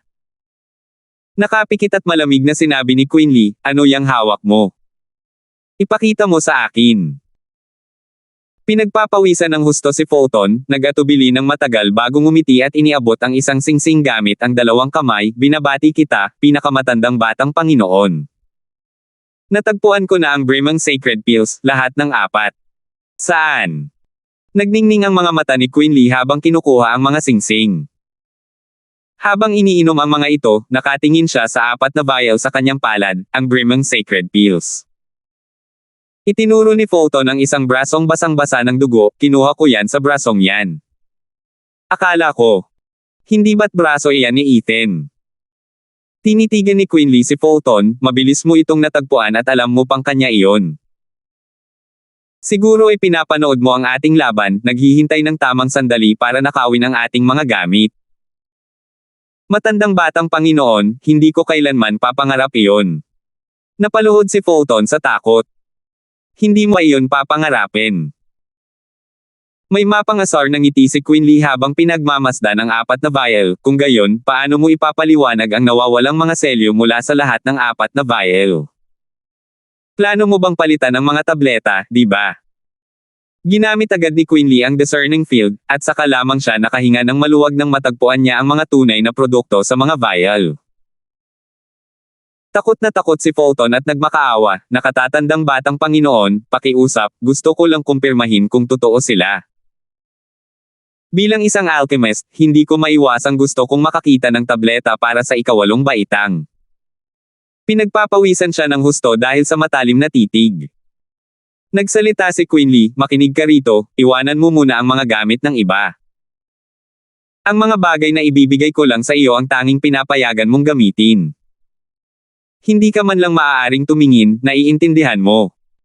Oo, isa sa puso ko iyan, panganay na batang Panginoon. Umiling si Fulton. Nakangiting tumango si Quinley ng may kasiyahan. Pagkatapos ay humarap siya sa medyo nakabawi na tatlo at ipinakita sa kanila ang mga tableta, nakita mo yun. Sabi ko na nga ba? Lahat ng tableta na nawala sa akin ay babalik din sa akin balang araw. Punong-puno ng sagradong Pildores. Nabuhayan ng loob ang tatlo. Naantig si Timothy. Nag-aalala siya na baka isa lang ang hanapin ng bulok na taong iyon, ngunit sa halip ay nakuha niya ang lahat ng apat. Sa ganitong kayamanan, siya, ang Panginoon ng ari-arian, ay tiyak na makakakuha rin ng isa. Hindi pa rin umabot sa kanyang mga mata ang ngiti habang pinapanood niya si Quinley na ibinabahagi ang tatlong tableta sa kanyang mga kakampi. Nagtatakang tumingin sa kanya ang tatlo. Natatawang sabi ni Quinley, kunin mo na at sabay-sabay nating hanapin si Ethan. Ano? Natigilan ang tatlo. Bihira na ang Brimang Sacred Pill. Pero basta na lang ba ito ibibigay ni Quinley? Napanganga si Timothy. Kailan pa naging mapagbigay ang batang yan? Dapat itago mo na lang yan sa sarili mo kapag mahalaga yan. Kung gusto mo talagang maging mapagbigay, gawin mo yan sa bahay mo, hindi sa bahay ng mga batang yan. Sumanghal, nahulaan ni Quinley ang kanilang iniisip at sinabing, tandaan mong mabuti ito. Ang kinabukasan ng mundo ay sa atin. 324. Ang mga simpleng salitang iyon ang lalong nagpahirap sa kanilang ambisyon. Tumingin ang tatlo ni Lucian sa ngiti ni Quinley at naramdaman ang bigat ng Brimang Sacred Pill sa kanilang kamay na parang nasa mount. Tay. Ang tableta at ang mga salitang iyon ang perpektong paraan ng pagbebenta. Sinabi niya ang parehong bagay sa lahat ng 6 na dragon at isang phoenix bago lumabas sa kakahuyan, na hawak nila ang hinaharap. Malapit na nilang malampasan ang kanilang sariling mga Panginoon ng sambahayan at ang kanilang kaluwalhatian. At ngayong tinanggap na nila ang inialok niyang gamot, sumang-ayon silang maging lubos na kakampi ni Quinley. Mula ngayon, susundan nila siya ng walang pag-asa, at ang istruktura at mga interes ng mga bahay ay magbabago bilang resulta. Ipinahihiwatig nito na kapag sila ay naging mga Panginoong may lupa, makikipag-alyansa pa rin sila kay Quinley at makikinig sa kanyang mga utos. Ang nag-iisang puno ng sagradong pildorang ito ay kumakatawan hindi lamang sa kanilang katapatan kundi pati na rin sa kanilang mga tahanan, at lahat ng kasama nito. Ang kanilang mga puwersa, ang kanilang kayamanan, ang kanilang mga kaluluwa. Ang plano ni Quinley na hulihin ang tatlong magiging House Lord ay mas matalino kaysa sa kung paano nakamit ni Timothy ang pabor ng kasalukuyang mga House Lord. Hanggat mataas ang pagtingin sa kanya ng tatlo, gayon din ang magiging tatlong angkan. Hindi man sila tinutulan o hindi ng tatlong kasalukuyang Panginoong angkan sa pamamagitan ng pagtatanggal sa kanila bilang mga tagapagmana, hindi nag-alala si Quinley. Kapag naging tauhan na niya ang tatlong ito, susuportahan nila ang Regent Estate. At gagawin ng Regent Estate ang lahat para makuha sila sa posisyon ng Panginoon ng bahay. Kung pagod na sa buhay ang mga matandang iyon, malugod silang tinatanggap. Nagtinginan ang tatlo ni Lucian ng may kalungkutan, ramdam ang bigat ng gamot na lumalaki bawat segundo. Tuwang-tuwa sila nang makuha nila ang Brimang Sacred Pill, kahit na ang kapalit ay pagtataksil sa sarili nilang sambahayan. Ngunit kung tatanggi sila, ano kaya ang magiging reaksyon ni Quinley? Napahiwalay ang tatlo sa dalawang direksyon ngunit agad silang nakapagdesisyon at yumuko, nagpapasalamat kami sa pinakamatandang batang Panginoon sa kanyang pagkabukas palad. Ang desisyon ngayon ay nagtakda ng kapalaran at kinabukasan ng kanilang mga tahanan sa isang direksyon, bilang mga basalyo. Ngunit ang pagtanggi rito ay malamang magtatapos sa kanilang pagkalibing sa bundok na ito. Kung ikukumpara ang mga tagumpay at kabiguan ng parehong pagpipilian, mas pinili ng tatlo na bigyang kasiyahan ang kani-kanilang mga interes. Paano kung tumalikod sila sa kanilang mga angkan sa harap ng lahat? Hanggat nariyan ang Regent Estate, hindi sila gagapiin ang sarili nilang mga House Lord at Elder. Hindi pa kasama rito ang garantiya ng kanilang posisyon bilang House Lord. Tungkol lang ito sa pagiging tapat na aso ni Quinley. Gaano kaya kasama iyon? Kung tutuusin, nasa ilalim sila ng iisang tao, ngunit nangingibabaw sa masa. Sa panahong iyon, ang kaunting pag-akusa sa kanila sa desisyong ito ay magiging dahilan para mabilis na matamba ang nagkasala ng 6 na talampakan ang lalim. Nakatulong iyon para mapakalma ang kanilang mga alalahanin at nagpakita sila ng wagas na paggalang. Tumango si Quinley at tumawa. Hahaha. Nanginginig na pinagmasdan ni Timothy ang matalino at makapangyarihang anak niya, habang humahalaklak na may maskara ng galit. Habang nakatingin sa 3 Panginoong may lupa, nakita niya ang lungkot sa kanilang mga mukha. Hindi lamang isinakatuparan ni Quinley ang plano ng Regent Estate na pag-isahin ang mga bahay, kundi hinikayat din niya ang mga nakababata na ipaglaban ang kapangyarihan ng kanilang mga nakatatanda. Kahit ang isang bulag ay nakikitang pinalalakas ni Quinley ang kanyang posisyon para sa oras na siya ang pumalit sa kanyang ama. Gayunpaman, ang plano ng Regent Estate na pag-isahin ang mga bahay ng walang alitan ay mas nakatulong ng malaki. Lubos na sangayon dito ang mga matatanda ng Regent Estate, kitang-kita sa kanilang mga mapagmataas na tingin. Ang katayuan bilang House Lord ng Regent Estate ay nakalaan para sa mga may pinakamakakaya. Maaaring maglaban ang mag-ama hanggat gusto nila, basta't ang magiging Lord ay magtatrabaho para sa ikabubuti ng Regent Estate. At habang pinapanood si Quinley na gumagamit ng mga nakatagong tukana at panlilinlang kasama ang kapangyarihang ipinagkaloob sa kanya, tulad ng isang tunay na emperador, lalo siyang minahal ng mga matatanda. Sino ang magsisisi sa kanya ngayon sa pagtawag sa kanila ng mga matandang lalaki? Basta't kaya mong pasiglahin ang Regent Estate ng libu-libong taon, matatawag mo pa kaming isang supot ng mga buto. Tiningnan ni Timothy ang mga mayabang na matatanda sa likuran niya at bumaantong hininga ng malungkot. Kung magpapatuloy ito, babalik ang batang yan dala ang ulo ni Ethan at makakakuha ng malaking merito. Mas mataas pa sa kahit kanino. At ano ang mangyayari sa akin kung gayon? Nakapikit, hindi na matiis ni Timothy ang stress at frustration at sinabing, Sir Leng, gaano ka sigurado sa plano mong patayin si Ethan? Kung iba pa iyon, sigurado akong aaminin ko agad. Pero sa sobrang talino niya, hanggang 70% lang ang kaya kong abutin. Mahinahong sabi ni Winford. Nanigas ang puso ni Timothy. Nakakabaliw ang ganyang kasiguraduhan. Nag-aalala na ngayon ang lalaki para sa kapalaran ni Ethan at sa unang pagkakataon, nagalit siya sa matalas na pag-iisip ni Winford. Ano ba talagang plano mo para makasiguro ka ng ganito? Mayroon bang sino man dyan na makakaligtas sa iyo, isang langgam marahil? Bamaantong hininga, bumagsak ang mood ni Timothy sa hukay ng kawalan ng pag-asa. Napangiti si Winford sa loob-loob niya. Alam na alam niya ang iniisip ng Panginoong ito, ngunit hindi niya ito pinansin. Bihira ang kanyang henyong pag-iisip sa mundong ito. Kahit sino pang House Lord ang manungkulan sa Regent Estate, wala itong mababago. Siya pa rin ang kanilang kanang kamay o kaliwang kamay, lahat dahil sa kanyang lakas. Ito ang dahilan kung bakit wala siyang pakialam sa iniisip ni Timothy. Si Ethan lang ang nasa isip niya ngayon. Si Ethan ang unang nakatakas sa kanyang mga planong walang kapintasan. Imposibleng masukat niya ang mga kilos ni Ethan at naramdaman din ng Unwonder Controver na ito ang parehong banta na naramdaman niya mula kay Conrad. Dito, nagkaisa si Quinley at ang kanyang mga interes upang wakasan si Ethan. Sige, ngayong nakapagdesisyon na kayo, bilasan ninyo at gawin ninyo ito. Pagkatapos ninyong makapasok sa Radiant Stage, hahanapin natin ang pesting iyon. Ngumiti si Quinley sa 3. Naguluhan silang lahat at si Lucian ang unang nagtanong, nakatatandang batang Panginoon, hindi namin alam kung saan magsisimula. Alam mo ba marahil ang kanyang lokasyon? Ngunit kahit na ganoon, bakit hindi natin siya habulin ngayon din sa halip na maghintay na makalusot?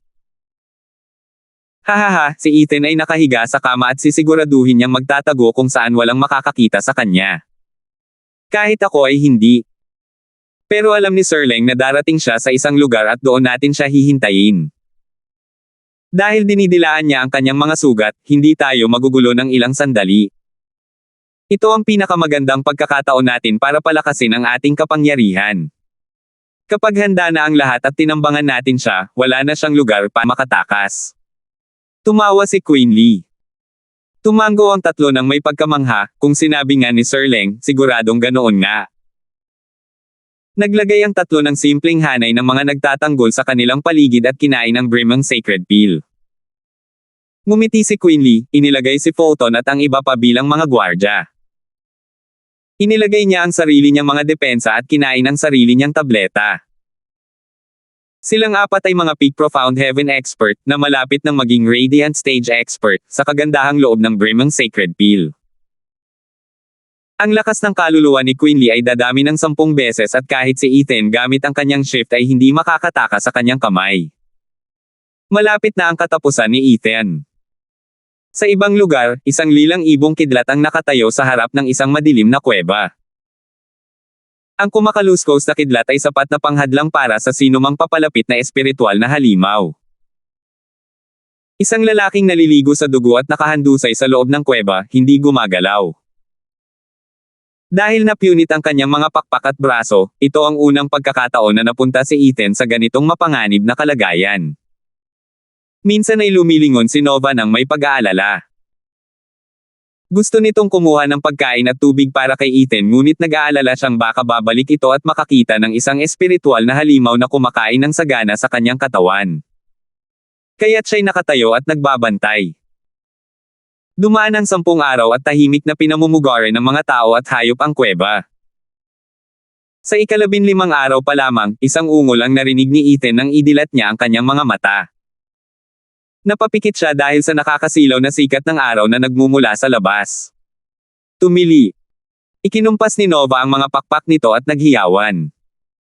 Nakangiting pinilit ni Ethan ang sarili na bumangon at sinabing, huwag kang mag-alala. Hanggat ligtas si Blood Infant, hindi ako mamamatay. Gaano ako katagal wala, Nova? Tanong niya. Tumili. Ikinumpas ni Nova ang mga pakpak nito at sumigaw. Kumunat ang noo ni Ethan at ngumiti, kalahating buwan. Sakto lang. Tara, oras na para bayaran natin ang utang. Tumili. Hinarang ni Nova ang kanyang daan, habang balis ang ikinakaway ang mga pakpak nito. Mamamatay ka kung aalis ka ngayon. Nakangiting tinapik ni Ethan ang ulo nito, huwag mo munang baliwalain ang matandang yan. Hindi lang basta malakas na braso ang meron ako. Matalas na ulo ang nasa balikat ko. Nova, sa aking palagay, hindi ko nakakailang ganing magtaas ng daliri para patayin silang lahat, hihihi. Ikiniling ni Nova ang ulo, hindi mabasa ang nasa pagitan ng mga linya. Ngunit nang makita ang tusong ngisi nito, naisip nito ang ibon. Hindi nawala ang kanang braso ko nang walang dahilan. Nang mahawakan ng tuod, kumislap ang mga mata ni Ethan. 325. Isang malungkot at tamad na figure ang papalapit sa labasan ng tubig sa bundok ng Beast King. Mula sa walang laman na kanang manggas, malinaw na isa lang ang braso niya. Ethan. Ang mga tao sa kabila ng National Elemental Stone ay naghihintay sa kanyang pagpapakita sa loob ng 20 araw. Pagkatapos ng laban sa labasan ng lupa, nawala si Ethan, at ngayon ay lumitaw na lamang sa harap ng isa pang labasan. Napasinghap sila sa pagdating ni Ethan. Buhay pa siya. Ngunit ang maputlang mukha at ang nanginginig na paglakad ay nagpapahiwatig sa kanila na malayo pa siya sa paggaling. Dahil sa ganoong kalagayan, makatuwiran sana na maghanap ng tahimik na lugar para makapagpahinga at gamutin ang kanyang mga sugat. Ngunit narito siya, naglalakad-lakad. Wala itong saysay. Nabasa ang mga mata ni Andrea, bakit? Kailangan mo bang? Walang pakialam sa mga manunood na nagkokomento sa kanyang hitsura, naglakad palabas si Ethan. Nang nasa 100 metro na siya mula sa labasan ng tubig, huminto siya. Tumingin siya sa bakanteng lupa at bumaantong hininga. Nagulat ang lahat, anong ginagawa niya? Tanging sina Clara at Andrea lamang ang nakakaalam. Nagbigay-pugay si Ethan kay Abigail. Dito siya namatay 20 araw na ang nakalilipas. Huminga ng malalim at mahaba si Ethan, at pinilit na pigilan ang kanyang kalungkutan at pagdadalamati, Abby, huwag kang mag-alala. Malapit nang sundin ka ni Kuya Kindstone dahil sa ginawa nila sa iyo. Naway magdulot ito sa iyo ng kapayapaan. Hahaha, matatapang na salita. Paano ka maghihiganti gamit ang mahina at pailay na katawang iyan? Komedyante ka na ba ngayon? Isang sipol ang umabot sa kanyang mga tainga. Apat na tao ang nakatayo ngayon sa harap ni Ethan, Quinley at ng kanyang mga kakampi. Pagkatapos ay lumabas mula sa kakahuyan ang 12 tao upang palibutan siya, si Fulton at ang mga nakaligtas na basalyo. Ang talagang nakakagulat ay ang pagpasok ng grupo ni Quinley sa Radiant Stage bilang paghahanda sa pakikitungo kay Ethan. Alam ng lahat na nakuha nila ang Brimang Sacred Pill at malaki ang tsansa nilang umasenso, ngunit ibang usapan na ang makitang ganoon. Nang makita ang apat na halos muling isinilang, pinalakas ang kanilang lakas at bilis, nangamba ang mga tao na baka mas malala pa ang mangyari. Sa mahabang kasaysayan ng Titans, wala pang sinumang nakapasok sa Radiant Stage bago ang edad na 30 taon. Ngunit ngayon ay apat na sila, na ikinagulat ng karamihan. Si Timothy ang labis na nagdusa. Kung isa lang Brimang Sacred Pill ang dinala ng kanyang anak pauwi, nakamit na sana ng House Lord ang kanyang pangarap na makapasok sa Radiant Stage. Pero mas gugustuhin pa ng kawawang anak kung ito na hayaang mamatay ang matanda. Sampain ka. Dahil dito, alam niya na kapag bumalik ang apat, ang kanilang Radiant Stage cultivation ay magiging banta sa bawat House Lord, at sa huli ay mapapalitan. Nagtinginan ng apat na pinuno ng sambahayan ng may pagkadismaya. Labis na nag-aalala si Clara, at nababalot ng matinding emosyon. Paano makakaligtas si Ethan kung masusugatan siya ng ganoon at makakaharap ang apat na eksperto sa Radiant Stage? Umiling sina Levi at Raisin, naabutan na ng tadhana ang bata. Wala na siyang ibang mapupuntahan. Si Winfred lang ang may ngiti sa labi, parang naaayon sa plano ang lahat. Tiningnan ni Ethan ang apat, ngunit kakaiba ang pakiramdam ng mga tao kung gaano siya katahimik tungkol sa patibong na ito. Bamulong lang siya, Abby, nakita mo ba? Nandito na ang lahat ng nanakit sa iyo. Ipaghihiganti ka ni Kuya Kindstone. Mukhang naguguluhan si Lucian. Ethan, nawalan ka na ba ng gana? May apat na Radiant Stage expert dito habang hindi ka pa nga gumagaling. Malaki ang agwat sa pagitan natin pero ang lakas ng loob mong magsalita ng mga bagay na parang paghihiganti. Humph, talo ka na sa lahat ng aspeto. Sigaw ni Alfred.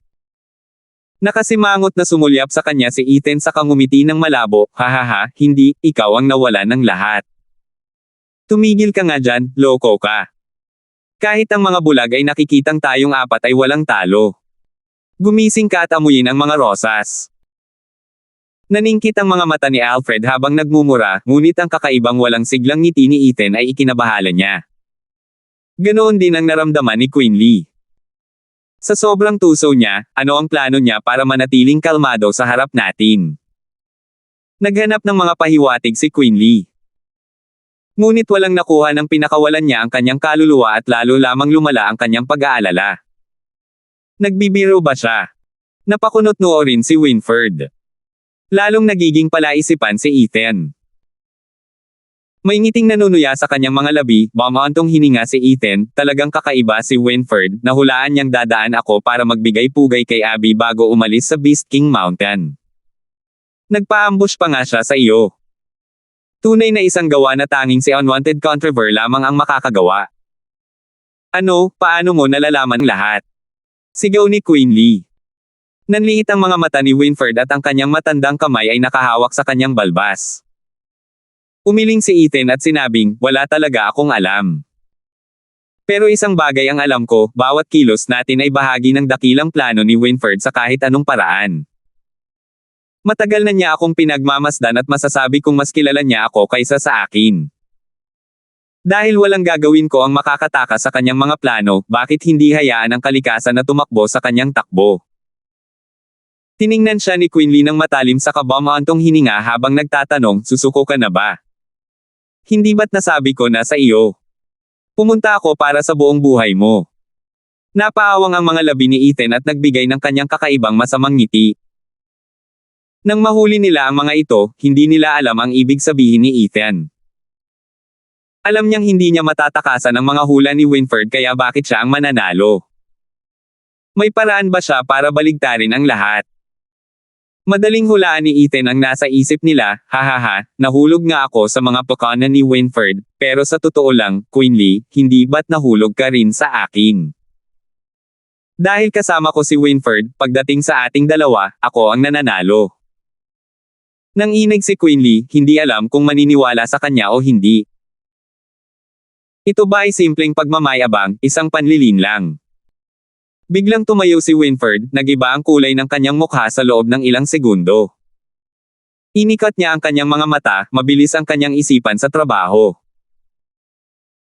Pagkatapos ay tumangala siya at sumigaw, alam ba ng lalaking yun na hindi niya matatakasan ang mga plano ko kaya siya sumugod para maglatag ng patibong para sa panganay na batang Panginoon. Pero kailan siya? Nahulaan na ito ni Winford, hindi lang niya alam ang mga detalye at namutla ang mukha niya. Tiningnan ni Conrad ang walang kulang na kontribertong ito at ngumisi, iwasan ang handang kalaban at lumaban lamang kapag siya ay pagod na. Talagang matalas ang bata. Alam niyang hindi kanya matatalo sa larong ito ng isip kaya pinili niyang tanggapin ang lahat ng ginawa mo sa kanya at labanan ang iyong panganay na batang Panginoon. Sir Leng, wala ka roon sa piling ng iyong Panginoon. Kulang na kulang ang kanyang mapanlinlang na pag-iisip kung ikukumpara. Talagang mabagsik ang mga mata ni Ethan, hahaha. Hindi makapagsalita si Winford. Ang tanging nagawa na lang niya ay magtimpi sa galit. Ano ang ginawa ng lalaking ito kay Quinley para umakto ng ganito kalakas sa harap ng apat na eksperto sa Radiant Stage? Kahit si Conrad ay hindi maintindihan, lalo na siya. Kaya ba ng batang tuta na ito nabaligtarin ang sitwasyon? Hindi siya naniwala, ayaw niyang maniwala. Matagal nang nakatingin si Conrad sa National Elemental Stone. Gustong makita ng punong ministro na ito kung anong makajos na plano ang magagawa niya para baligtarin ang lahat ng ito. Nakatitig si Quinley sa kanya ng may puot, Ethan, tumigil ka na sa pagsisinungaling. Hindi ako naniniwala sa'yo. Sa mahina mong katawan, ano pa ang magagawa ng iyong maliit na pagtatangka laban sa apat na eksperto sa Radiant Stage para baligtarin ang sitwasyong ito? Hahaha, mali ka. Sa totoo lang, hindi ako ang gagawa niyan, ikaw ang gagawa. Bibigyan mo ako ng tagumpay. Sa katunayan, nanalo ako sa sandaling pumasok kayo sa Radiant Stage. Natatawang sabi ni Ethan. Umungol si Quinley, tanggalin mo ang kalabaw. Malinaw na nagkukunwari ka lang. Ako mismo ang gagawa sa'yo na abo at makikita kitang kutsain ako. Sumunod si Quinley, tinutukan ang ulo ni Ethan. Sa sobrang panghihina ni Ethan, mababasag ang ulo niya na parang hinog na kamatis. Sigaw ni Andrea at tumalikod. Labis na nabahala si Clara sa paparating na pangyayari, habang tanging ang ngiti ni Ethan lamang ang hindi nawala. Parang wala roon ang paparating na kamao.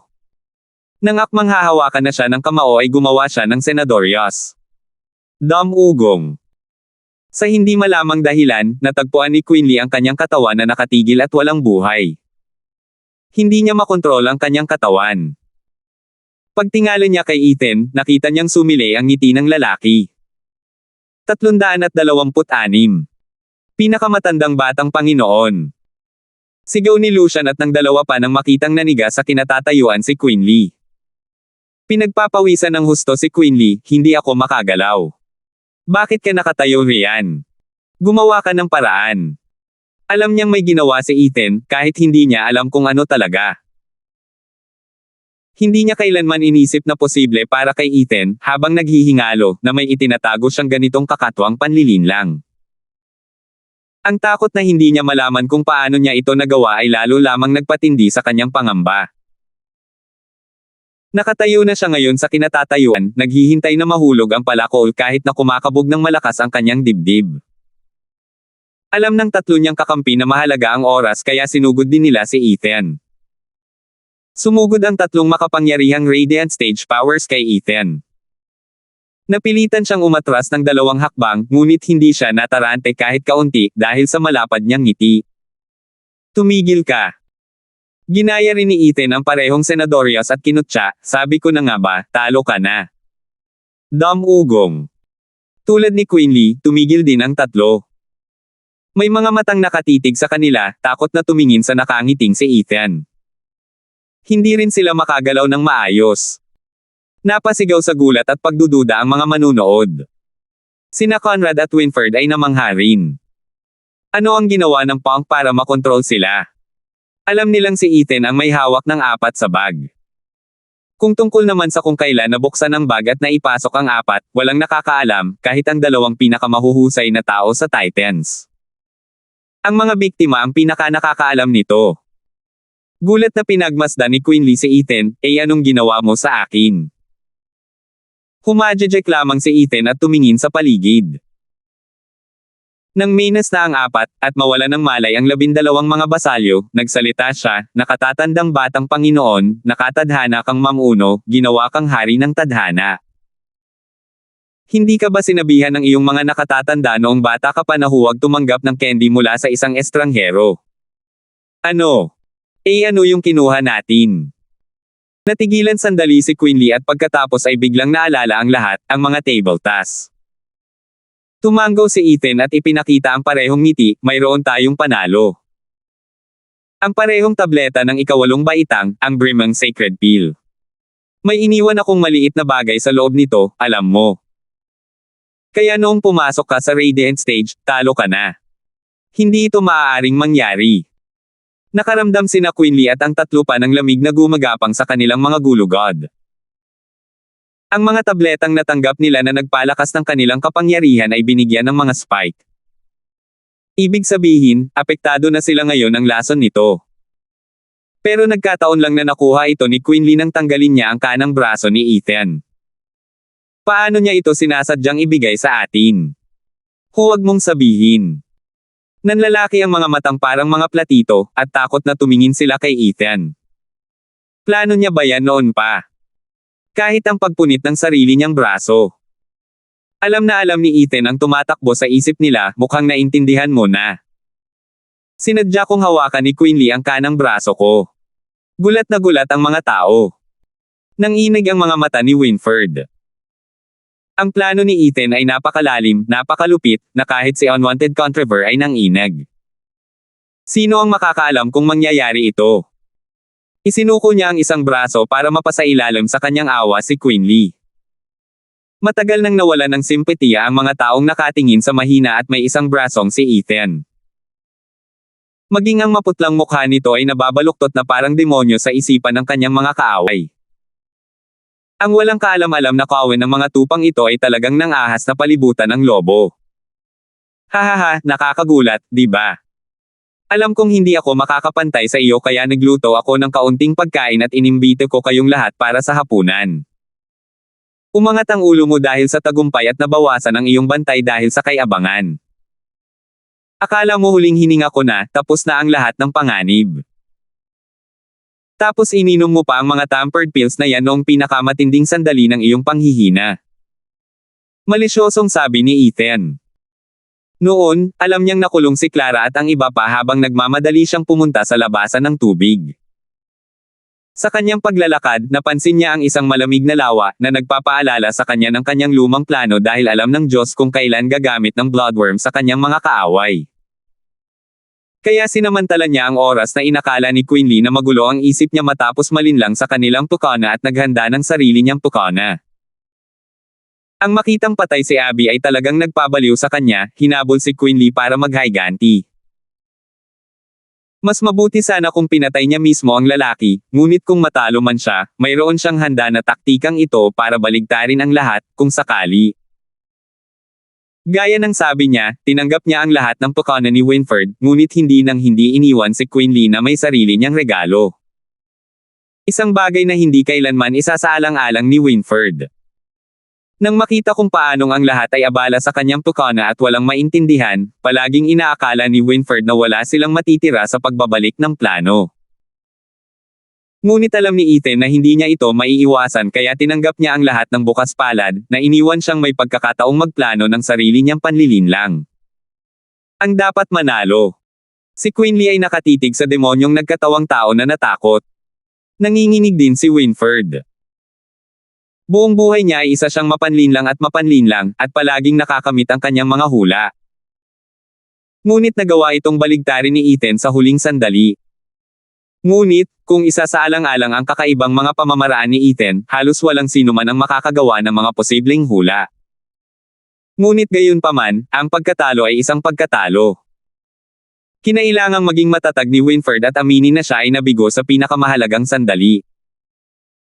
Nawala ng saysay ang lahat ng tagumpay bago ito matapos niyang masira ang huli at pinakamahalagang labanan. Nanunuya si Conrad, Sir Leng, para sa akin ay hindi lang basta unggoy ang pinaglaruan mo, kundi ang dakilang sage na katumbas ng langit, hahaha. Kumunat ang noo ni Winford habang nagpupuyos siya sa sarili niyang galit. Natigilan si Quinley, imposible. Kung hindi natin natagpuan ang mga tabletang iyon, ang plano mo ay nauwi sa wala at mawawalan ka ng kontrol ng walang dahilan. Ang mga tabletang iyon ay malinaw na may tatak ni Levi. Lumingon kay Fulton ang matigas na mukha ni Quinley. Nakangiting tanong ni Ethan, paano naman ang selyo? Hahaha, totoo, hindi ka magtitiwala sa mga vial kung wala ang mga selyo. Pero paano kung ang mga selyong iyon ay natanggal sa harap mo, o nabigyan ng impresyon na natanggal nga? Fulton. Si Quinley ay nanlilisik sa galit. Sa ilalim ng naguguluhang mga titig ng lahat, humakbang si Fulton sa likuran ni Ethan.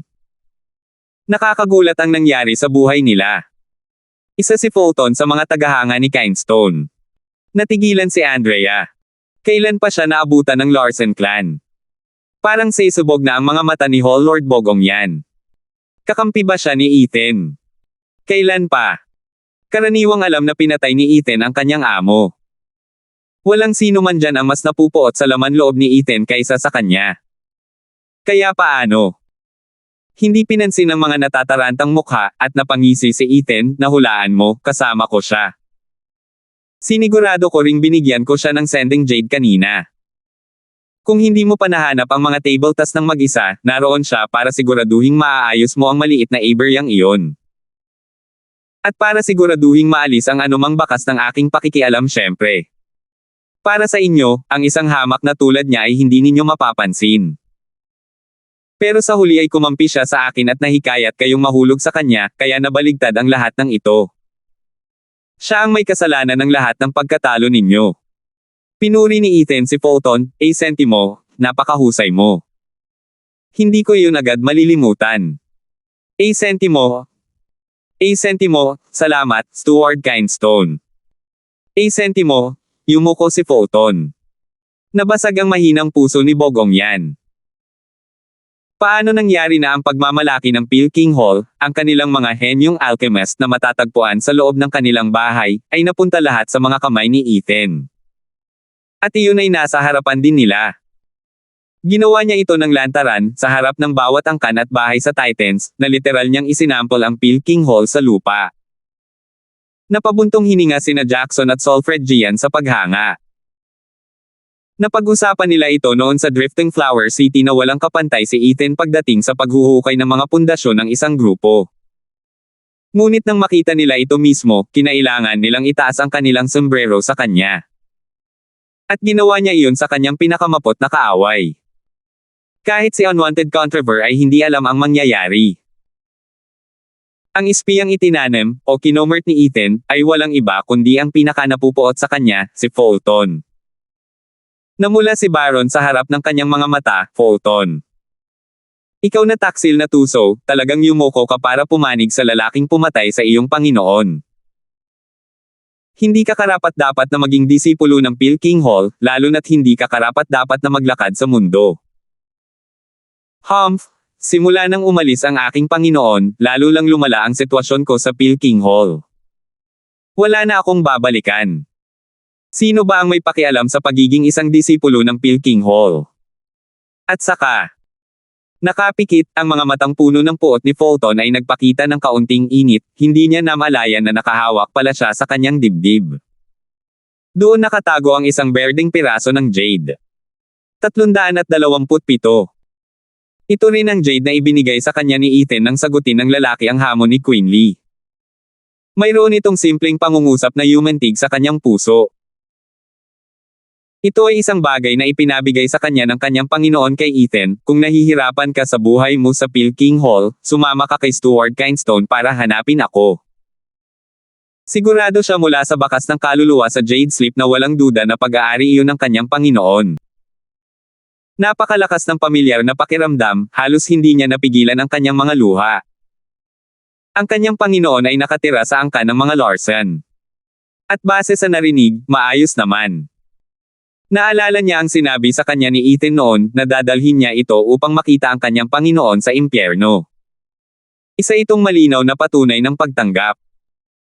Mula sa sandaling iyon, ang binatang ito na napupuot sa lakas ng loob ni Ethan ay biglang nagpalit ng panig. Siya ay naging especially iyan ni Ethan, na palihim na nagbibigay sa kanya ng impormasyon. Napatingin si Fulton sa kanyang kamag-anak at sumigaw, "Baron, makinig ka." Mula sa sandaling ito, tapos na kami ni Pilkinghall. Kabilang ako sa angkan ng mga Larsen. Ang isang tulad mong bigong tao ay walang karapatang husgahan ako. Parang Bar-Isles na handa ng hipan si Baron, halata sa kanyang pulang mukha. Kumakabog ang kanyang dibdib ngunit wala siyang mahanap na sagot. Ang gago na to ay naghahanap ng suporta at iniisip na kaya niya akong suwein. Kahit gaano pa siya kalakas ang loob kanina, hindi pa rin siya gumaganti ng pagmumura. Pero ngayon, pinagtatawanan lang sila ni Ethan. Pinuri niya si Fulton, magaling. Ganito dapat ang tapang ng lahat ng kabataan sa Larsen clan. Maaaring kabilang ang apat na ito sa 6 Dragons at 1 Phoenix, pero para sa akin, wala silang halaga. Matayog at makapangyarihan ang mga salita ni Ethan, minamaliit ang lahat ng nilikha. Tuwang-tuwa si Fulton. Nakataas ang dibdib, nakayuko ang ulo, at hindi mapagkakamalang may pagmamalaki sa mukha. Ginaya niya ang parehong ugali niya noong naglalakbay siya kasama si Vicious Pilking. Sa loob-loob niya ay bamaantong hininga siya. Ang pagsunod kay Ethan ay tunay na kakaiba, kalayaan at kaligayahan. Lahat ng puot at kapeitan na nananaig sa kanyang puso sa mga taong ito ay mahiwagang nawala. Hindi nakakapagtaka na tumayo ang aking Panginoon at iniwan si Pilkinghall. Ang kanyang saloobin ay nagdulot ng kilabot sa kanilang mga likod. Kung libutin mo ang mundo, makikita mo na si Ethan ng angkan ng Larsen ang tanging makakakita sa 7 bahay ng may ganitong pagkamuhi. Sa itsura nito, lumalakas ang kapangyarihan ng angkan na ito, at napakaganda ng kinabukasan nito. Nag-iba ang pananaw ng mga tao sa angkan ng Larsen. Ngunit ang mga tao ng angkan ng Larsen ay walang oras para pakialaman ang opinyon ng iba tungkol sa kanila, at nakatingin lamang sa National Elemental Stone ng may pag-aalala. Nang ibabaw si Ethan sa palabas, pero nang makita kung gaano siya nasaktan. Hindi napigilan ni Andrea ang sakit sa kanyang puso nang makita ang duguan at may isang brasong si Ethan. Nagkamali ang mga tagalabas sa akala na nakikita nilang nag-aalala ng husto ang angkan ng Larsen. Akala nila ay galing kay Ethan ang pag-aalala, posibleng hinayaan nitong mangibabaw ang emosyon sa kanyang paghatol at baka may magawa siyang pagsisisihan. Sa bawat esoteric debate na ginanap sa nakalipas na 1,000 taon, maraming tao ang namatay habang ang 7 bahay ay nagyakapan sa isa-isa bilang propesyonal na paggalang, kaya't lumalabas na hindi nasaktan sa bawat pagkakataon. Hindi naiiba ang pagkakataong ito. Nahati sila sa mga paksayon, na may maraming nasawi sa magkabilang panig, ngunit kahit na sa pinakamakapaminsalang esoteric debate sa kasaysayan, lahat ng namatay ay mga basalyo. Wala ni isa sa 7 bahay ang bumagsak, wala ni isa man lang sa 6 Dragons at 1 Phoenix. Tila ito ang pinaghirapan ng mga bahay. Gayunpaman, kung si Ethan ay magiging padalos-dalos at papatayin ang 4 na ito ang magiging simula ng digmaan sa loob ng bahay. Ito ang magiging dahilan upang maging bahagi ang angkan ng Larsen sa digmaang ito. At walang sino man mula sa angkan ng Larsen ang gustong makita iyon. Pero halatang masyado nilang pinag-iisipan ang mga bagay-bagay. Hindi nila alam na ang angkan ng Larsen ay tapat kay Ethan, kahit na mas kaunti ang bilang. Tatanggapin nila ang anumang desisyon na gagawin ni Ethan, kahit na magdulot ito ng kapahamakan sa angkan ng Larsen. Siyempre, dahil sa tuso ng isip ni Ethan, hindi niya hahayaang mangyari iyon. Kaya naman ang mga tao ng angkan ng Larsen ay may matibay na tiwala sa bawat kilos ni Ethan. Ang desisyon ni Ethan ay desisyon ng Larsen clan. Anong tinatitigan ninyo? Nasa bingit na siya ng kamatayan. Sama-sama kayong sumalakay at mamamatay siya. Sigaw ni Quinley sa iba. Kinuha nilang apat ang Brimang Sacred Pill at hindi nila napigilan ang kanilang mga sarili, ngunit ang kanilang mga basalyo ay hindi at maaari pa ring magdulot ng banta kay Ethan. Ito ang perpektong sandali para umatake sa kanyang pinakamahinang kalagayan. Kapag gumaling na siya, gagawin ang lahat para sa kanya. Napansin din ito ni Lucian at sumigaw kasama ang kanyang mga kakampi. Hindi sila nakagalaw nang ang mga mata ng dosenang Bone Tempering Cultivator ay nawala ng malay at bumagsak. Natatawang sabi ni Ethan, maaaring nasugatan ako, pero nakalimutan mo ba? Ang kaluluwa ko ay nasa Radiant Stage. Napabuntong hininga ang apat. Dapat sana'y alam na nila na ang isang natutulog na tigre ay tigre pa rin. Kailan pa kaya kinukulong ng mga langgam ang buhay ng soaring demonic dragon? Ang apat ay labis na nalungkot. Nagbanta si Quinley, Ethan, pag-isipan mong mabuti ito. Ang pagpatay sa amin ay magsisimula ng digmaan sa aming mga sambahayan at sa mga basalyong angkan. Handa ka bang sumugal? Kahit ang emperador ay hindi kami iligtas kung gayon. Digmaan.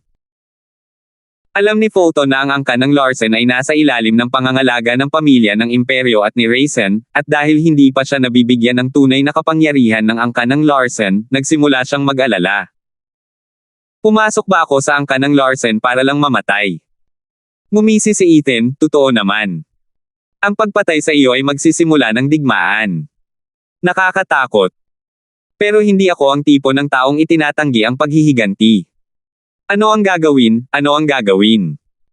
Nagpakita ng mapagkunwaring pag-iisip si Ethan. Lalong kinabahan ang grupo ni Quinley sa kanyang inasal. Umasa silang titingnan ng Punk ang buong sitwasyon at matatakot sa kanyang nakita, at pansamantala ay hindi sila paparusahan. Doble ang nangyari kay Quinley. Ginawa siyang hari ng Diyos at lahat ng iyon. Napakahalaga ng kanyang buhay. Paano siya mamatay ng basta-basta? Meron ako. Napapitik ng mga daliri si Ethan, dahilan para magalit ang mga biktima, dahil kailangan kong maghiganti pero mahalaga ka pa rin at hindi dapat patayin, hahayaan ko na lang ang langit ang magdesisyon ng kapalaran mo. Nagulat ang apat. Ngunit gumawa ng senadorias ang kamay ni Ethan at nakagalaw ang apat. Bagamat wala ni isa sa kanila ang kayang gamitin ang kanilang Yuan Chi. Ang kanilang paglilinang ay nasilyuhan. Paf! Paf! Napaungol si Quinley nang lumitaw ang isang butas na kasing laki ng hinlalaki sa kanyang dibdib. Halos mawalan siya ng malay sa sakit habang nakatingin sa ibaba. Hindi siya matatalo sa buong buhay niya, hindi man lang nagtamo ng matinding sugat. Ngunit ang biglaang pagsabog mula sa loob ay nakakadurog ng puso. Bam! Tatlong ungol pa at nakihati na rin sa sakit ang mga kakampi niya. Ethan, anong gagawin mo? Nagngalit si Quinley, kung plano mo kaming patayin, itigil mo na ang paglalaro at palayain mo na kami sa paghihirap na ito. Pinalaya ka. Hahaha, pinalaya mo ba si Abby? Ang ngiti ni Ethan ay puno ng galit, relax ka lang, sabi ko nasa kamay ng langit ang kapalaran mo at bibigyan ko kayo ng pagkakataon. Tutupad ako sa aking mga pangako. Sentimo, ang mga butas sa dibdib mo ay kumakatawan sa numero mo. Sentimo, itinuro niya ang apat. Natuklasan ng apat na may isang butas si Quinley kaya dapat isa lang siya. Si Lucian ay may dalawa, si Baron ay may tatlo at si Alfred ay may apat. Nagtinginan sila sa isa't isa na nagtataka. Ngumiti si Ethan, maglalaro tayo, ang dakilang pagtakas. Bibigyan ko kayo ng 3 araw para hanapin ang mga susi at lisanin ang lugar na ito. Sa pagbabalik ko sa Dragon Cloud City, maliligtas ang buhay ninyo. Pero kung mahahanap ko kayo bago kayo umalis, hihihi, pasensya na po, pero iyon ang tadhana. Ngayon, hindi ninyo ako masisisi sa pagiging makitid ang pananaw at hindi pagbibigay sa inyo ng daan palabas. Kumislap ang kamay ni Ethan at lumitaw ang mga susi sa 3 labasan. Inihagis niya ang mga ito sa kalangitan at agad na kumalat ang mga ito sa buong Beast King Mountain. Fulton, gumawa ka ng isang selyadong kahon para sa akin na naglalaman ng 4 na lote. Pagkalipas ng 3 araw, bubunot ako ng isa, ang aking target. Para naman sa iba pa sa inyong mga mapalad na kasama, maliligtas kayo, pansamantala. Dahil ako ay isang tanggulan ng katarungan, maglalabas ako ng hudyat bago ang aking pangangaso. Ang inyong mga buhay ay nasa kamay na ngayon ng langit. Kasabay ng isang nakakalokong ngiti, kumaway si Ethan sa kanila paalis, "Tara na, umalis na kayo. Pero tandaan ninyo, sana hindi ko kayo matagpuan." Nagpalitan ng tingin ang apat at mabilis na lumingon sa apat na direksyon. Alam nilang pinaglalaroan sila ni Ethan pero wala silang ibang magawa. Ang magagawa na lang nila ay lumaban. Napasinghap si Fulton at humarap kay Ethan, Stuart Kinestone, papatayin mo ba sila o hahayaan mo silang umalis? Bakit ka magpapakahirap para lang patayin sila? At kung gusto mo silang palayain?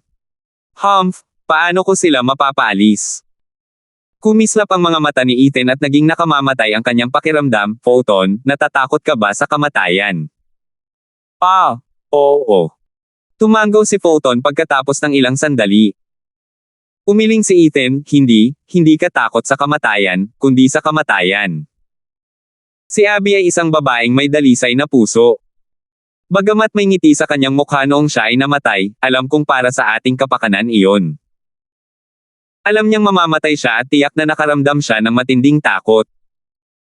Pinahirapan siya ng takot na ito sa loob ng 3 araw.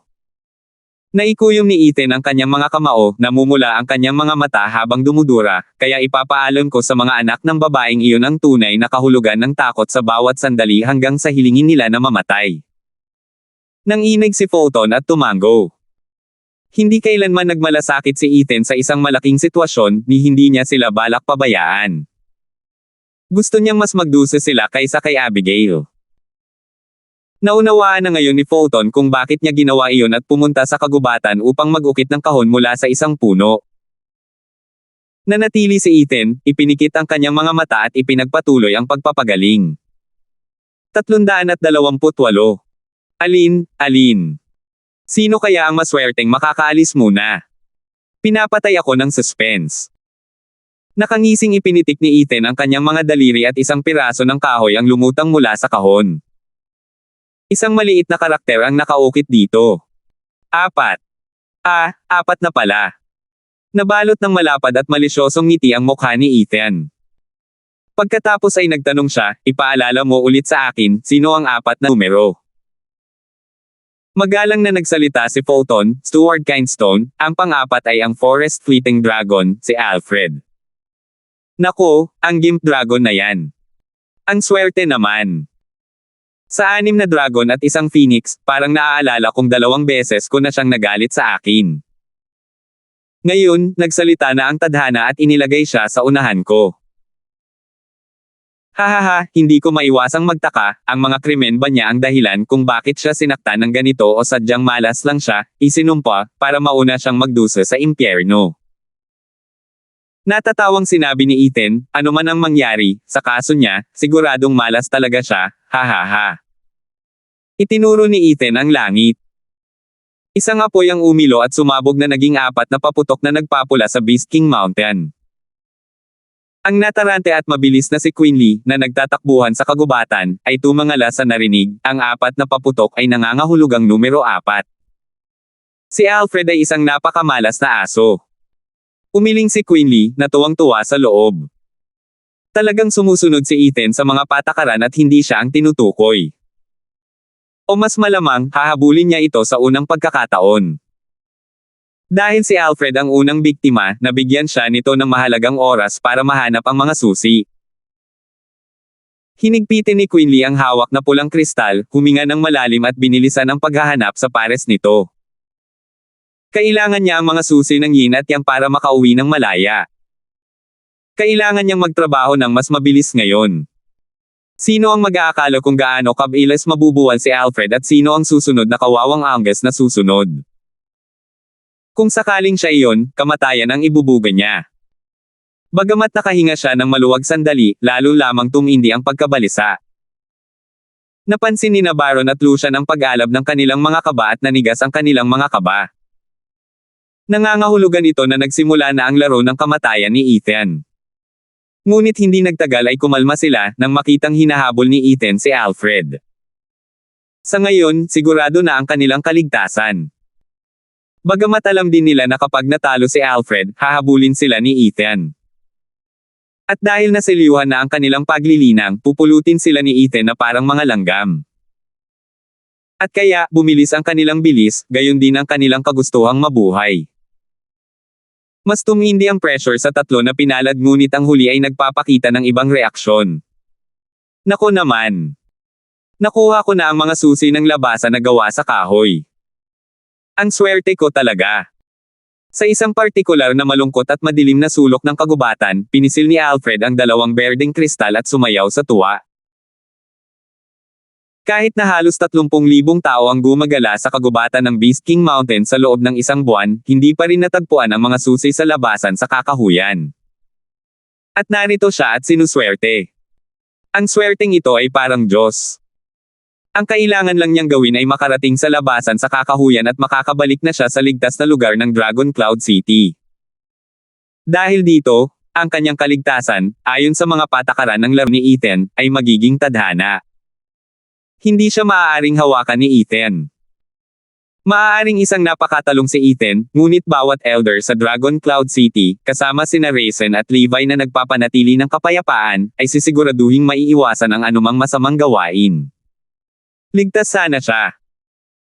Pinupuno ng hangin ang kanyang mga baga, naramdaman ni Alfred ang pagnanais na yumuko sa makapangyarihang kapangyarihan ng langit, upang magpasalamat sa tunay na pagmamalasakit, kahit minsan, sa kanyang kapalaran.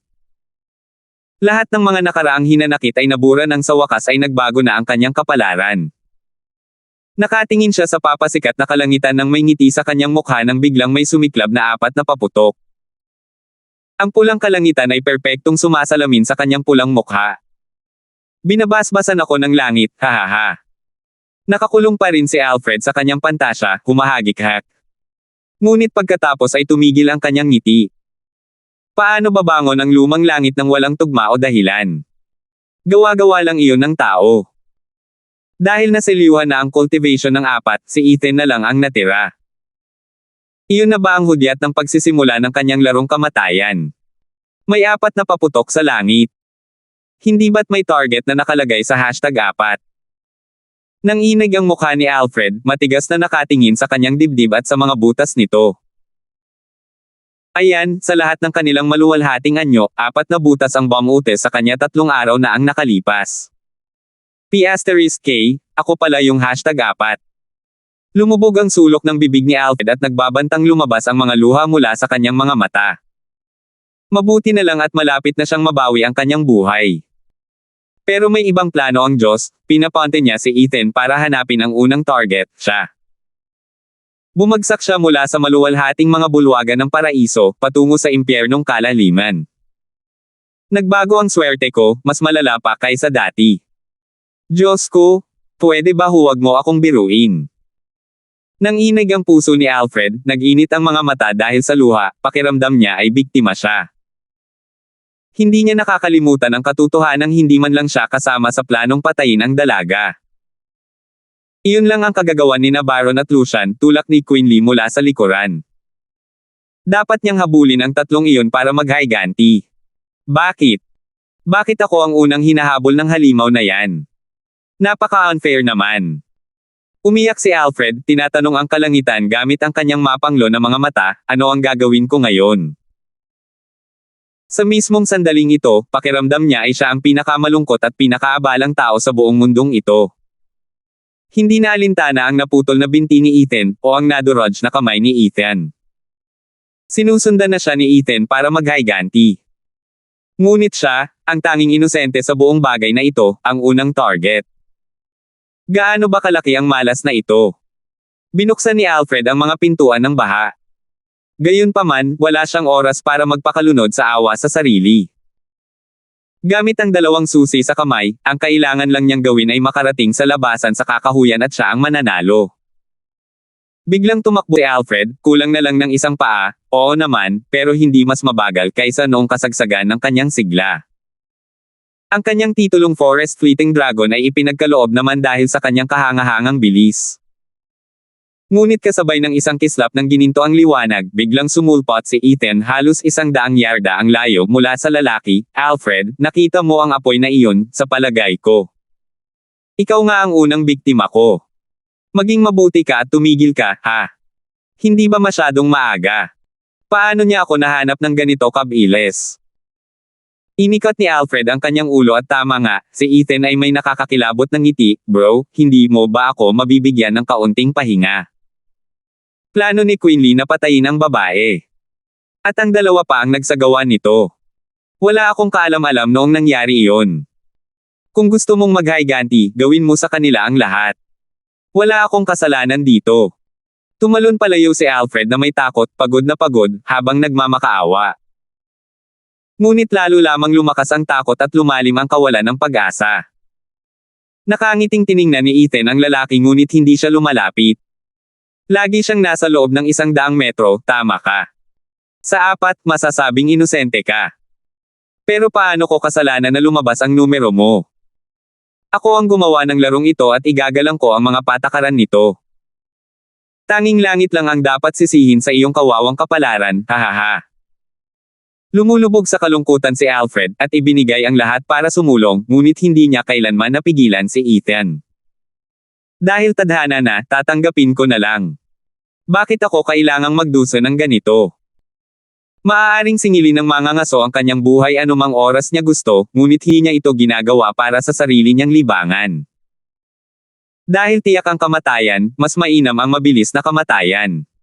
Bumantong hininga si Alfred at bumagal. Alam ni Ethan ang iniisip niya mula sa 100 metro ang layo, pero tama ka rin sa pagiging inosente. Narito ang isang ideya. Nakikita kong mayroon kang mga susi sa labasan na gawa sa kahoy kaya gagawa ako ng exception. Kung maaabot mo ang labasan sa kahoy at Dragon Cloud City sa loob ng 1 araw, panalo ka at ituturing kong tapos na ang bagay na ito. Talaga. Nakahanap ng kislap ng pag-asa ang sumukong si Alfred at muling bumilis ang kanyang takbo. Muling narinig ang malamig na tono ni Ethan mula sa 100 metro ang layo, nandito lang ako, sa likod mo. Kung tapos na ang oras mo at nandito ka pa rin, kikilos na ako. Umiling si Alfred, sabi mo nga, kaya huwag mo nang bawiin ang sinabi mo. Hahaha, nilalaro ko ito ayon sa nakasaad sa libro at walang pinagsisisihan. Kumislap ang mga mata ni Ethan. Pumutok sa tuwa ang puso ni Alfred at mas lalong lumakas ang kanyang binti. Sa isang punto, bumuhos ang pawis na parang ulan at natuyo ang kanyang binti sa sakit. Matapos ang kalahating araw na pagtalon, natuklasan niyang marami pa siyang kailangang tahakin. Hindi niya pinansin ang sakit at naglakad ng buong bilis. Palaging nasa likuran niya si Ethan, malamig na nakatitig at pinapalakas ang kanyang pagkauhaw sa dugo. Humph, Forest Fleeting Dragon, akala mo ba talaga hahayaan kitang mabuhay? Pinili ko lang ang pinakamahusay na paraan para patayin ka. Walang kahit isang taong may kaugnayan sa pagkamatay ni Abby ang maliligtas. Napatawa si Ethan sa loob-loob niya. Salamat po at sinamahan ninyo ako, ingat lagi mga master.